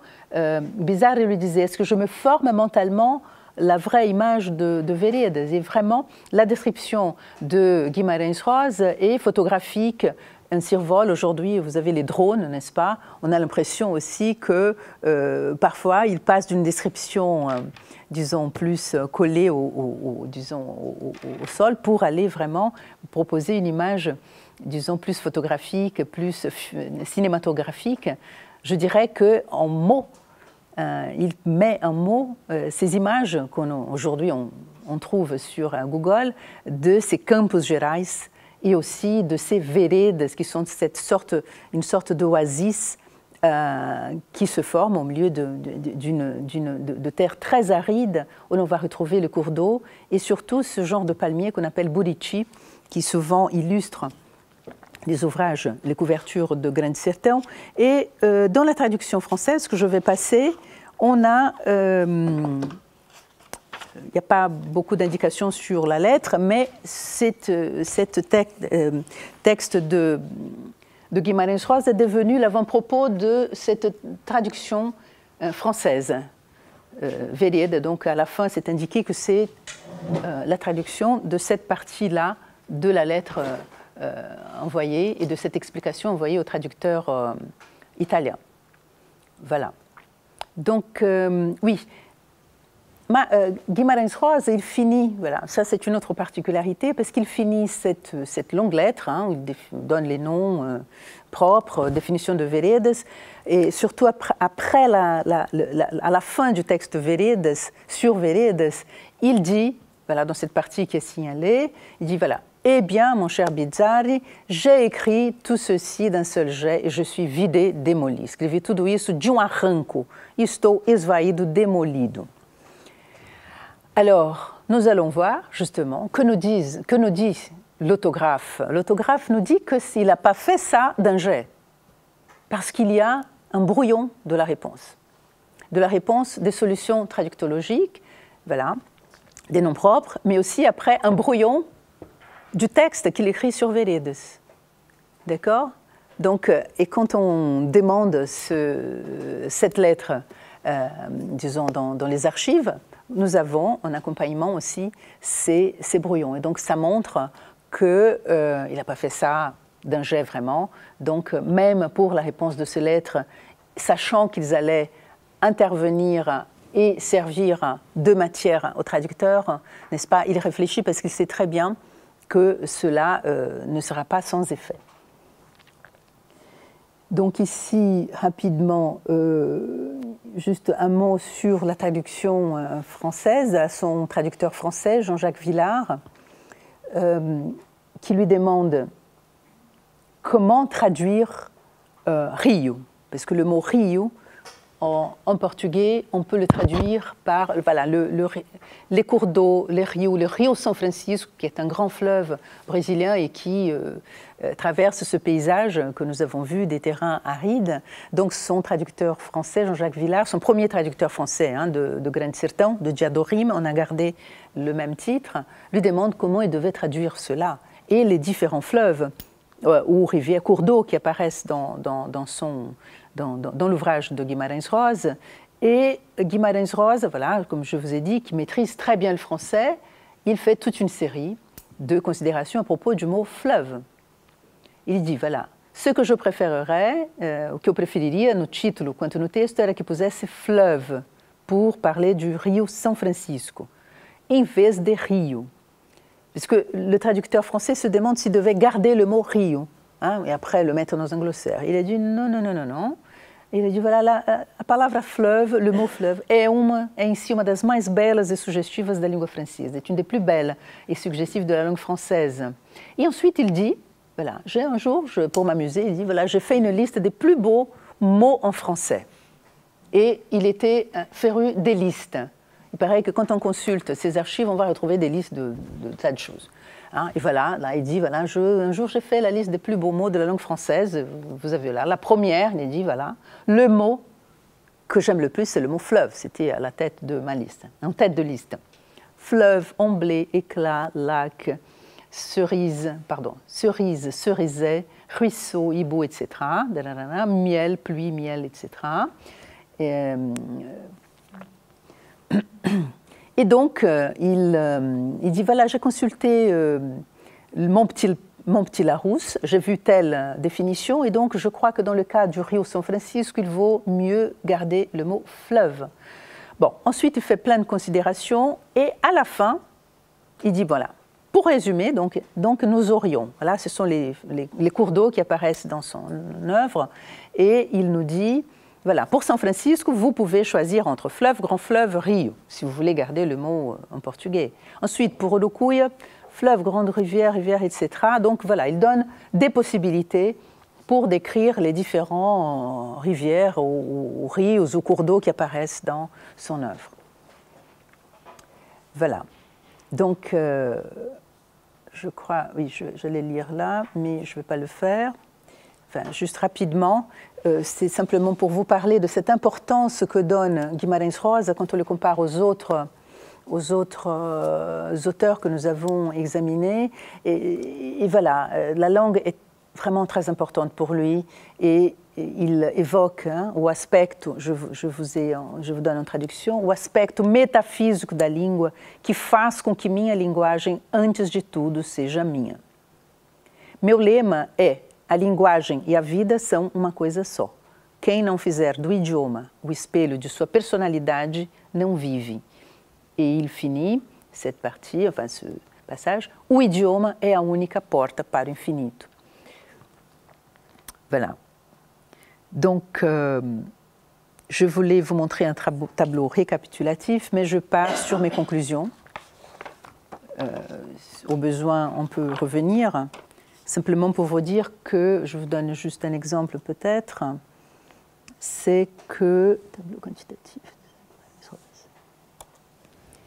quand on parle des correspondances multilingues, je fais un petit tableau, hein, voilà, de la langue de correspondance entre João Guimarães Rosa et ses traducteurs, dans les deux sens. Comme je vous ai dit, lui, pratiquement, il écrit souvent en portugais. Et, excusez-moi. Et là, une petite comparaison avec la langue, avec des éditeurs, de ses correspondances avec les éditeurs. Avec les éditeurs, il écrit dans la langue de l'éditeur surtout. D'accord ? Mais ce qui est assez intéressant, c'est que, voilà, avec l'Italie, c'est très intéressant. Ce n'est pas l'éditeur avec lequel il a le plus échangé, mais c'est le même éditeur avec plusieurs interlocuteurs, et parfois un même interlocuteur lui écrit en langues différentes. Hein, donc, c'est aussi intéressant d'observer ce régime.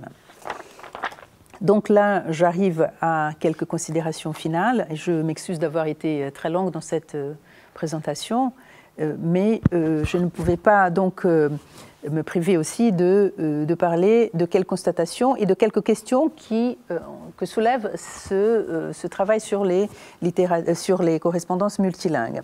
Donc pour ce qui est des constatations, malgré la diversité des épistoliers que nous avons vus et des destinataires, de la nature de leurs relations et des finalités de la communication, on peut en effet observer dans ce corpus quelques phénomènes intéressants, qu'il s'agisse de contenus portant sur la langue, sur l'échange linguistique lui-même ou sur la traduction. On assiste également au passage d'une langue de communication à l'autre, dont les raisons il faudra examiner plus en détail au cas par cas, car elles ne sont pas toujours évidentes et rarement explicitées. En ce sens, une exception demeure ce passage de la langue française au portugais, passage circonstanciel mais justifié dans une lettre d'Arthur Ramos à Prismars, chaque épistolier écrivant depuis son pays d'origine. Quant au choix de la langue de communication épistolaire, en général la langue maternelle ou la ou les langues principales d'un épistolier, je pense ici encore à Arthur Ramos qui, dans une de ses premières lettres envoyées de Rio à Roger Bastide, justifie de lui écrire en portugais, comme nous avons vu, car son destinataire français est établi à São Paulo et serait censé déjà maîtriser la langue du pays d'accueil. On peut aussi se rappeler de Harriet Deonis, la traductrice de Guimarães Rosa, qui justifie le fait de rédiger ses lettres en anglais, se sentant autorisée par l'écrivain. Une stratégie peut-être pour interpréter, à mon sens, comme une manière pour elle de préserver la face vis-à-vis de l'illustre et exigeant auteur, qui au fil de la correspondance se rendra compte des compétences linguistiques parfois limitées de sa traductrice. Dans ce sens, la question qu'on peut se poser, c'est dans quelle mesure il est possible de parler d'un contrat, d'un pacte minimum qui régisse ces échanges et comment les caractériser. Dans cette vue d'ensemble sur les correspondances multilingues, il se dégage aussi, pour reprendre un terme employé par Olga Anokina, des échanges à géométrie variable. Nous aurions donc, du point de vue des langues employées, un premier type d'échange épistolaire que j'appellerais, d'une manière bien sûr pas définitive, de symétrique stable. J'écris dans ta langue, une langue étrangère pour moi, tu me réponds dans la tienne, ta langue maternelle. Donc une seule et même langue de communication, c'est le cas de la correspondance du traducteur italien Eduardo Bizzarri avec Guimarães Rosa en portugais. Même si elle garde parfois des éléments multilingues lorsqu'il s'agit de la matière de la traduction proprement parlant. Nous n'avons pas remarqué vraiment d'échanges épistolaires symétriques instables en ce qui concerne l'emploi des langues. En revanche, dans le tableau de correspondance de Jean Guimarães Rosa avec sa maison d'édition italienne, que je vous montre là, on peut remarquer par contre ce type d'instabilité. Là, vous avez un de ses interlocuteurs, Gian Giacomo Feltrinelli, qui écrit à Guimarães Rosa en 3 langues différentes. Ensuite, on aurait des échanges asymétriques stables. Chacun écrit dans sa propre langue, ce qui suppose une intercompréhension linguistique ou la présence voilée d'un traducteur, ce qui est difficile à attester. Nous pouvons observer, par exemple, dans la correspondance de Mário de Andrade en portugais avec la plupart de ses interlocuteurs sud-américains, qui lui écrivent en espagnol, alors que lui, il le fait en portugais, et qui a lieu dans ces conditions, comme nous l'avons vu dans la correspondance avec le musicologue uruguayen Kurt Lang, à l'exception, encore une fois, de la toute dernière lettre au collègue brésilien. C'est aussi le cas de Guimarães Rosa avec sa traductrice américaine et avec son traducteur français Jean-Jacques Villard. Par ailleurs, il me semble qu'on pourrait considérer les lettres du peintre lituanien Lazar Segal, adressées à Mário de Andrade, comme des échanges illustrant une sorte d'asymétrie instable, dans la mesure où Segal écrit tour à tour, non pas dans sa langue maternelle, mais toujours dans des langues étrangères pour lui, en allemand, en français, en portugais, sans qu'une raison chronologique ou géographique, puisqu'il s'est beaucoup déplacé, comme nous avons vu, nous renseigne sur les raisons du choix de telle ou telle langue employée dans ces missives. Nous savons bien sûr que toute lettre est autobiographique, n'est-ce pas, ou porteuse d'éléments biographiques, autobiographiques. Donc, dans ce sens, il me semble que les correspondances multilingues à l'instar des autres écritures multilingues, nous renseigne aussi sur un aspect, à mon sens, non négligeable, qui est l'identité linguistique d'un épistolier. Et Guimarães Rosa, dans les extraits que nous avons lus ensemble, renforce cette conviction qui est la nôtre. Par ailleurs, dans une dimension plus vaste, ces ensembles épistolaires, même dans leur diversité, nous montrent le statut de langue en présence, ainsi que les représentations, voire les positions idéologiques sur les langues que se font certains épistoliers. Langue souvent maîtrisée, c'est-à-dire lue, parlée, écrite par les élites sud-américaines cultivées de la deuxième moitié du XIXe siècle jusqu'aux années 30-40, c'est en français que le musicologue et compositeur colombien Emirto de Lima entame au début des années 30 et poursuit pendant un certain temps sa correspondance avec Mário Andrade, engagé dans l'affirmation d'une langue brésilienne libérée des marques. Mário Andrade engagé à ce moment-là dans l'affirmation d'une langue brésilienne libérée des marques lusitaniennes, mais surtout libérée de l'influence française. C'est à ce titre que le coordinateur de cette traduction que je passe là, de Macunaíma, Pierre Rivas, a considéré que Mário Andrade avait entamé à son époque une véritable défense et illustration de la langue brésilienne, s'avérant ainsi une sorte de sociolinguiste avant la lettre. Encore en ce qui concerne, oui, un autre mot que l'on pourrait dire, c'est que Mário Andrade répond peut-être en portugais, faisant au sud-américain pour faire un pas vers ses voisins que le Brésil, toujours convaincu de sa supériorité, n'est-ce pas, territoriale, économique, démographique et de son exception linguistique, des voisins auxquels le Brésil historiquement a tourné le dos. Encore en ce qui concerne les éléments autobiographiques, la correspondance de Guimarães Rosa avec ses traducteurs, dont nous avons eu ici qu'un très bref aperçu, contiennent plusieurs exemples, tels que j'ai sautés malheureusement, tels les notices biographiques rédigées par l'auteur et destinées à la publication des traductions. Des notices où il pense bien sûr à construire un ethos, peut-être vis-à-vis de ses lecteurs étrangers, des notices d'où se dégagent les éléments constitutifs de son identité profonde. Et comme il l'a souvent affirmé, son écriture est, comme nous l'avons lu, et son écriture est profondément autobiographique. Et sa langue porte son roman et son désir, dont nous a parlé Édouard Glissant, pour toutes les langues du monde. Pour revenir aux questions encore que nous avons avancées au début de notre présentation, quel est l'intérêt des correspondances multilingues et ensuite quel est l'intérêt d'en examiner les manuscrits? En plus des aspects que nous avons évoqués précédemment, les correspondances multilingues témoignent, à mon avis, de la circulation internationale des idées, de l'histoire intellectuelle et scientifique, histoire internationale des idées, parfois ignorée par les Brésiliens même, si on pense au cas d'Arthur Ramos, et de son rôle aussi dans la scène des sciences sociales dans les années 30-40, de l'histoire intellectuelle et scientifique, ainsi que de la circulation des œuvres littéraires traduites, voire de l'histoire de la traduction des ouvrages brésiliens à l'étranger. Comme nous l'avons dit au début, une question qui était souvent présente à notre esprit, que nous disent les autographes et que les éditions ne le montrent pas, problématique, comme je vous ai dit, soulevée par le collègue Alain Pagès, nous rappelle que la prise en compte des manuscrits a une incidence considérable sur l'établissement et sur l'édition des correspondances. Il faut dire d'ailleurs, et là je fais une observation en tant que brésilienne, que les éditeurs en général sont très frileux, donc ils ne sont pas très convaincus de la portée d'une édition bilingue des correspondances en alléguant, par exemple, les coûts de l'entreprise éditoriale. Il faudrait peut-être penser à d'autres modalités, des éditions numérisées par exemple. Et comme je l'ai évoqué, dans la correspondance de Mário Andrade avec des écrivains intellectuels et artistes brésiliens s'élève à plus d'une trentaine, et la correspondance passive de Mário Andrade avec les écrivains et artistes argentins a été traduite en portugais dans son édition brésilienne. C'est la seule ensemble que nous connaissons au Brésil de correspondance avec des étrangers, Mário Andrade avec les Argentins, mais cette correspondance est traduite, n'est-ce pas? Donc, du manuscrit à l'édition, il y a bien sûr effacement d'éléments sémiotiques ou discursifs présents dans les manuscrits. Donc, en ce qui concerne les correspondances, il est souvent problématique de ne connaître que les éditions de lettres et en particulier de lettres en langue étrangère.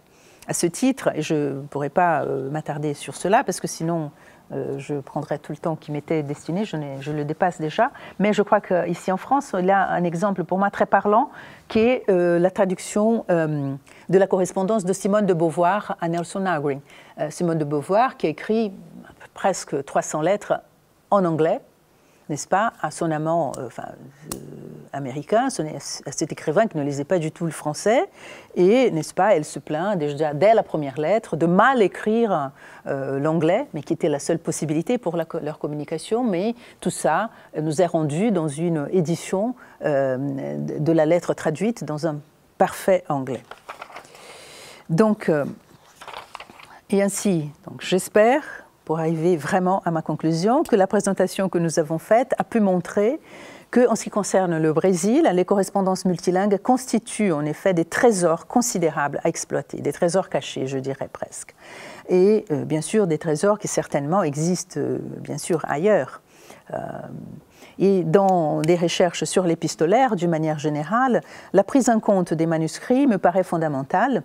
Et si l'édition des correspondances est un travail de longue haleine, et je prends ici comme exemple l'édition de la correspondance de Zola, en cours depuis les années 1980, sous la coordination de Colette Becker et à présent Alain Pagès et d'autres, ce travail d'édition, qui se dédouble en étapes et tâches diverses, ne peut se faire, comme le souligne Colette Becker, que grâce aux efforts et compétences d'une équipe inter- ou multidisciplinaire. Et pour les sujets qui nous occupent, il faudrait une équipe multilingue aussi, dans notre cas avec des Brésiliens, des brésilianistes dont la France a une longue tradition. Voilà, et pour conclure, si vous me permettez d'exprimer un souhait, c'est que nous puissions, à partir d'aujourd'hui, de maintenant, entamer, avec les archives de Liège que je représente ici, développer une collaboration avec l'ITEM et en particulier avec vos laboratoires, puisque vous connaissez aussi des personnes avec qui nous travaillons. Et voilà, je vous remercie de votre attention. Voilà. Je suis à vous pour vos questions et pour vos réflexions. Merci beaucoup pour votre présentation. Juste une question très courte. Le troisième auteur n'était pas très content de la traduction de ses œuvres en anglais. Est-ce qu'il y a eu depuis ces traductions en anglais qui ont été revues, s'il y a eu d'autres traducteurs qui ont traduit ces œuvres, les mêmes œuvres en anglais? Alors, par coïncidence, en ce moment même, il y a deux traductrices, une australienne et une anglaise, si je ne me trompe, qui sont en train, l'une, de retraduire Grande Sertão Veredas et l'autre Macunaíma en anglais. Voilà, bizarrement, ce sont les deux ouvrages dont les traductions en anglais n'ont pas donné satisfaction. Et c'est en ce moment même, l'une a récemment, je crois qu'au mois de décembre, j'ai oublié j'ai noté quelque part, je ne me souviens pas maintenant de son nom, mais elle a reçu une bourse, je crois que c'est de la Fondation culturelle d'une banque brésilienne, Itaú, pour faire cette traduction qui va prendre, d'après elle, 3 ans. Je me souviens, je crois que c'est pour Guimarães Rosa ou Macunaíma, mais après je peux vous le dire. Mais depuis, il y avait cette grande lacune. Les grands traducteurs, aussi bien de Mário de Andrade, les grandes traductions d'une œuvre comme de l'autre, de Macunaíma que de Grande Sertão, sont faites en Allemagne, en Allemagne pour Guimarães Rosa et en France. Et Macunaíma, la traduction française a été par Thierriot, qui a, avant de traduire, il était encore au Brésil, comme directeur de l'Alliance française de São Paulo, où il y a un théâtre qui était très important, le théâtre de l'Alliance française de São Paulo. Il a été important pour l'histoire du théâtre et surtout dans cette période dictatoriale que nous vivions encore dans les années 70. Et Thierriot était, avant de traduire Macunaíma, il était l'auteur de la première adaptation de Macunaíma au théâtre qui après a été suivie d'une adaptation au cinéma.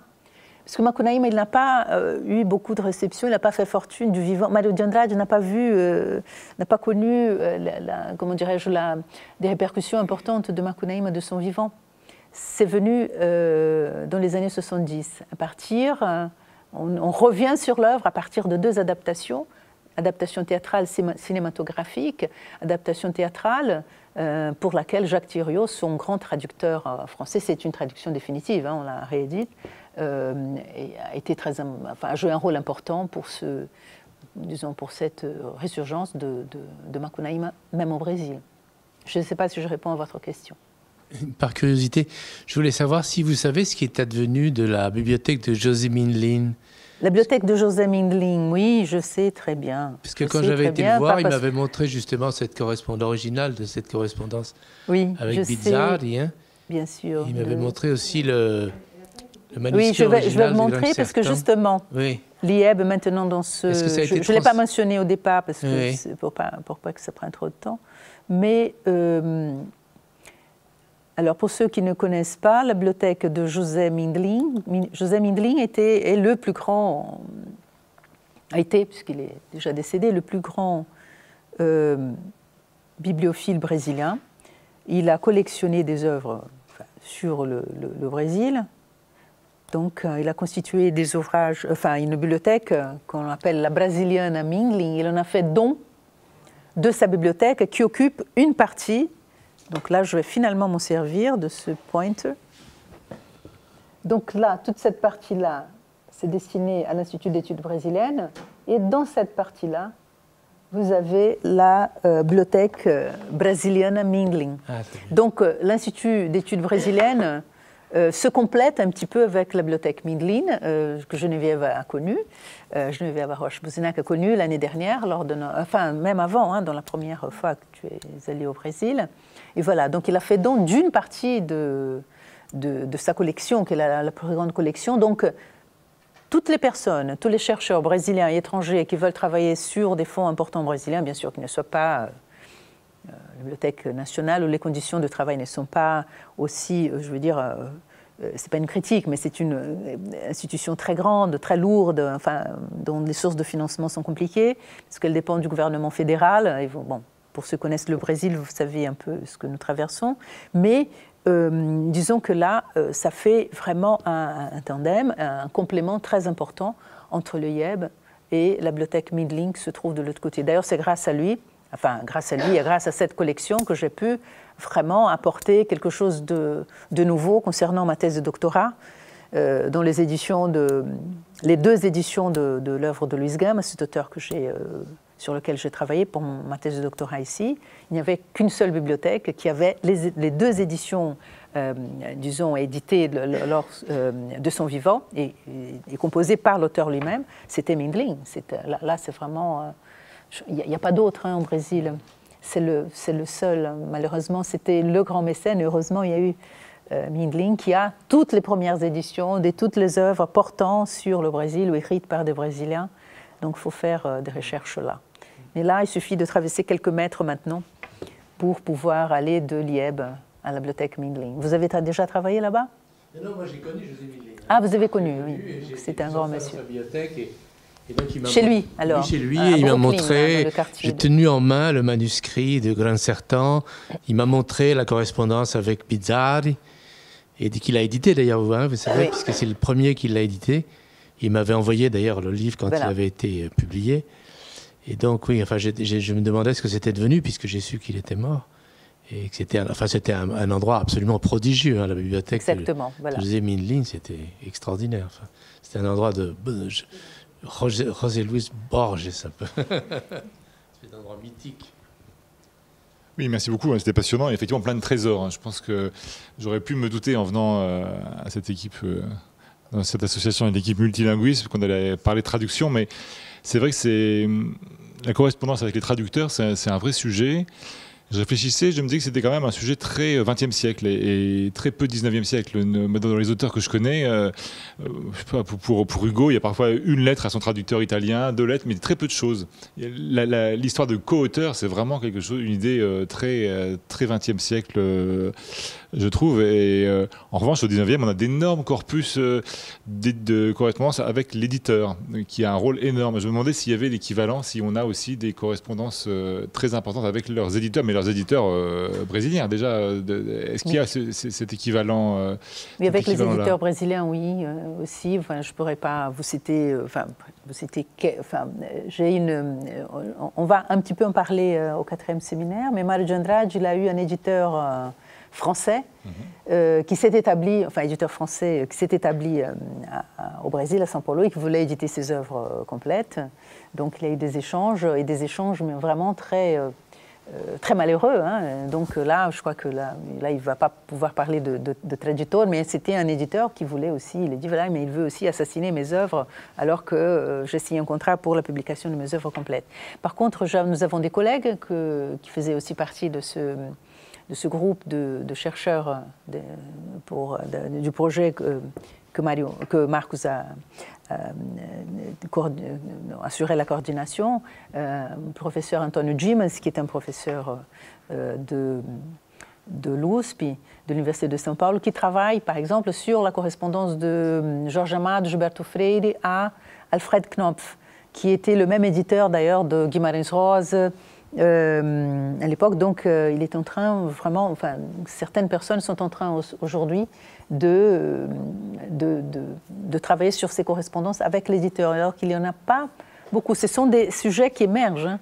Hein.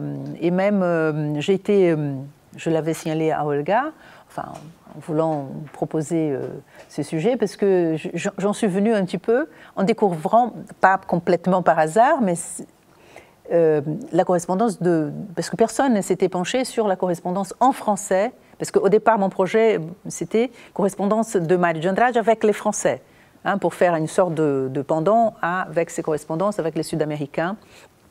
Et là, grâce d'ailleurs à un travail que j'ai dirigé d'une étudiante qui est en master maintenant avec moi, nous avons commencé avec elle, on s'est rendu compte que la correspondance avec les Français n'est pas, avec Mário de Andrade, on ne peut pas cibler sur une nationalité, puisqu'il a des correspondances en français avec des personnes de différentes nationalités qu'on est en train un petit peu de voir comment, et qui sont localisées. Enfin, l'aspect géographique aussi va nous donner des indications très intéressantes. Mais il y a, dans le cas de la correspondance en français de Mário de Andrade, il y a des échanges avec un éditeur français qui était établi au Brésil. Mais sinon, on commence à travailler, à dénicher quelques correspondances avec des éditeurs, par exemple des grands écrivains qui ont été traduits à l'étranger. Déjà, c'est quelque chose d'intéressant, mais avec, au Brésil, de correspondances éditées déjà entre les auteurs et les éditeurs, il n'y en a pas de masse. En général, on privilégie, même dans les cas de Mário de Andrade, on privilégie l'échange entre les relations avec les écrivains, les artistes. Bien sûr, mais quand ça se passe pas mal, parce que parfois ça se passe très mal effectivement avec les éditeurs, mais quand ça se passe bien, c'est l'éditeur qui peut avoir ce rôle de co-auteur aussi. Dans les meilleurs des cas, ça a pu arriver avec des échanges vraiment permanents et l'auteur dit ce qu'il voulait faire. Donc il y a vraiment un lien entre traducteur et éditeur, je trouve intéressant aussi.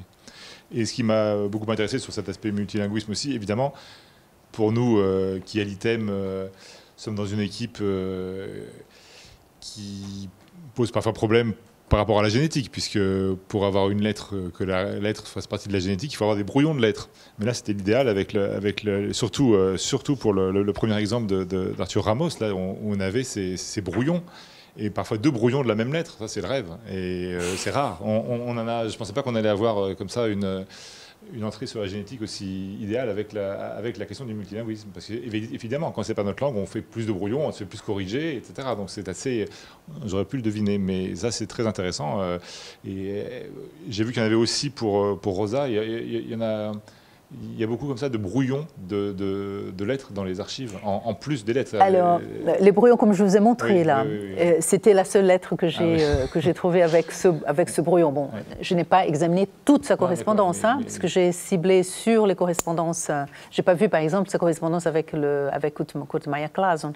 Enfin, comme j'ai privilégié le traducteur italien et Harriet de Onis, et le traducteur français, bien sûr, parce que je ne pouvais pas venir ici sans parler de la correspondance avec le traducteur français, n'est-ce pas? Je ne sais pas si cela arrive, mais peut-être, hein, peut-être qu'on peut dénicher, je ne sais pas, il faudrait que quelqu'un y voir. Hein. On y va, Olga?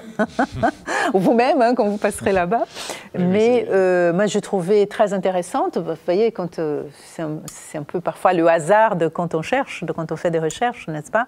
Parce que là, je me suis dit, mais qu'est-ce qu'il raconte là? Ah, pardonnez-moi, je suis démolie, j'ai fait tout ça comme ça d'un seul jet, alors qu'il y a de bons brouillons. Enfin, il faudrait lire les brouillons parce que là, je vous ai juste montré encore l'image, mais il le travaille bien parce qu'on voit que le brouillon, enfin, quand il écrit, quand il saisit le texte, voilà, il améliore encore par rapport au brouillon. Voilà, ça c'est. Oui, mais alors c'est enfin, comme tout, le brouillon sert à ça. Dans le corpus, c'est rare d'avoir ces différentes étapes. C'est vraiment pas fréquent. Voilà, Je vous remercie de votre présentation vraiment très enrichissante. Je m'intéresse à l'autotraduction et je voulais savoir si parmi les auteurs que vous avez étudiés et dans leurs archives, vous avez retrouvé aussi des tentatives d'autotraduction. Donc des cas où les auteurs qui maîtrisent tellement bien les langues étrangères dans lesquelles on les traduit ont tenté de se traduire en fait.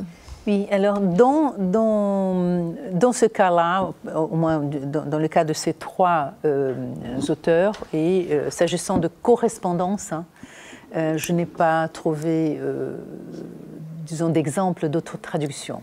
Par contre, on pourrait se demander, pour Guimarães Rosa, dont je ne suis pas spécialiste, donc c'était un grand défi, mais aussi passionnant pour moi de m'y pencher, en entrant par cette porte-là. Je me demande dans quelle mesure il y a dans la mesure où il est un peu co-traducteur, n'est-ce pas, s'il le fait pas, parce qu'il y a, enfin, je vous montre quelques lettres de Ariaria de Onis, même à Jean-Jacques Villard, où il est très directif. Il reçoit, et c'est très drôle, parce que ça c'est le côté, comme je vous ai dit, diplomate. En général, voilà, merci, je suis très content, très heureux d'avoir reçu votre traduction. Il y en a une des lettres, là, que je n'ai pas pu vous détailler, où il dit « Mais je regarderai avec un peu plus de détails et je vous écrirai là-dessus. » Donc, après la lettre suivante, vous voyez. Donc, c'est une manière pour moi, il ne fait pas de l'autotraduction, mais ce contrôle.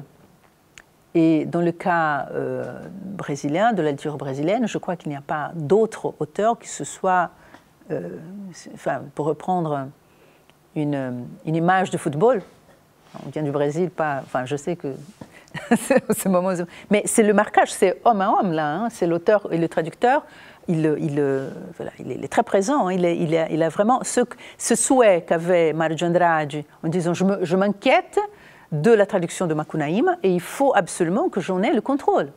Je veux que ça se passe sous mon contrôle. Bon, ça ne s'est pas fait, la traduction de Macunaíma. Alors, Guimarães Rosa, ça il le fait, il ne lâche pas. Il n'y a aucune traduction dans aucune langue. Là, il faudrait voir aussi ce qui s'est passé. Là, je n'ai pas eu le temps parce que, ça a mis pas mal de temps de faire le choix parce qu'on me donnait tout ça en vrac, après je devais faire un choix. Mais il faudrait voir par exemple ce qui se passe du côté de la traduction en espagnol, par exemple, n'est-ce pas, où il a eu... Mais donc je pense que s'il ne fait pas de l'autotraduction, il fait de cette co-traduction, mais il y a ce contrôle qui est vraiment très intéressant. Mais ce qui est très beau, et c'est vrai qu'on se laisse emporter à la lecture de ces lettres, comme on se laisse emporter par la lecture de ces ouvrages, c'est, là, je vous ai parlé du mot Veredas, mais toute cette réflexion, bon, bien sûr que pour moi, la réflexion sur la langue française, sur le mot fleuve, c'est pas très étendu, mais c'est très beau. Parce que là, en le lisant, je me permets de vous le dire, un jour, j'enseigne dans la chaire de lettres, mais on attendait un conférencier, et puis j'avais nos étudiants de lettres français dans mon université, et donc voilà, pour passer le temps, on se disait, voilà, qu'est-ce qu'on fait, et je leur ai dit, alors pour vous, quels sont les plus beaux mots de la langue française, aux jeunes Brésiliens qui apprennent les lettres. Donc je leur ai dit, pour moi, c'est s'épanouir. Par exemple, c'est un des plus beaux mots, donc ils n'ont pas une très grande maîtrise, mais chacun a sorti des mots. Il y a même quelqu'un qui a dit « Ah, moi j'aimais bien le mot poubelle, mais je sais que c'est pas la chose, n'est pas belle, mais le mot est tellement beau, le mot poubelle est beau. » Voilà, pour l'oreille d'une jeune étudiante de français au Brésil. Le mot fleuve, c'est... Pardon ? Le problème avec le mot fleuve, c'est que c'est difficile, ouais. Si on l'accepte. Parce que Monique est traductrice, elle traduit des ouvrages brésiliens. On n'a jamais dit le fleuve Seine ou le fleuve Noir en français. Ouais. Donc c'est plus joli. Oui, parce que nous on dit au Rio Amazonas, au Rio São Francisco, mais on ne veut pas traduire par le fleuve Amazonas. On laisse les mots dans la langue initiale parce qu'ils sont Et puis, comme le signale Guimarães Rosa aussi, il dit, voilà, il faut voir, à un moment donné, il dit, mais il faut voir aussi ce que cela représente dans l'imaginaire ou pour la symbolique du personnage à ce moment-là. Peut-être que le personnage va se représenter, le Urucuy, comme un fleuve. Donc, c'est vrai, c'est un grand défi. Mais c'est une belle réflexion. Ah oui, alors, donc on vous remercie encore beaucoup. Et s'il n'y a plus de questions, je demande... il faut annoncer les différentes, les prochaines conférences, la suite de cette conférence inaugurale. Voilà, donc vous avez le 7 avril, vendredi 7 avril, 15h-17h. Cette fois-ci, ce sera au 45 rue d'Ulm, donc le bâtiment historique. Vendredi 28 avril, donc à la fin du mois, et vendredi 5 mai. Voilà, pour ceux qui voudraient les avoir, je pense qu'ils sont annoncés sur le site. Donc voilà, donc ce sera absolument intéressant. Et vous avez d'ailleurs, ce sera le développement de plusieurs points que vous avez traités. Hein. Donc le dialogue entre Mario de Andrade et Roger Bastide, le 7 avril. Le 28 avril, la correspondance inédite entre Mario de Andrade et Roger Bastide, partie 2. Et le 5 mai, la correspondance passive de Mario de Andrade en français. Donc c'était le point par lequel on a terminé. Et donc on vous remercie beaucoup. Merci à vous. Merci bien.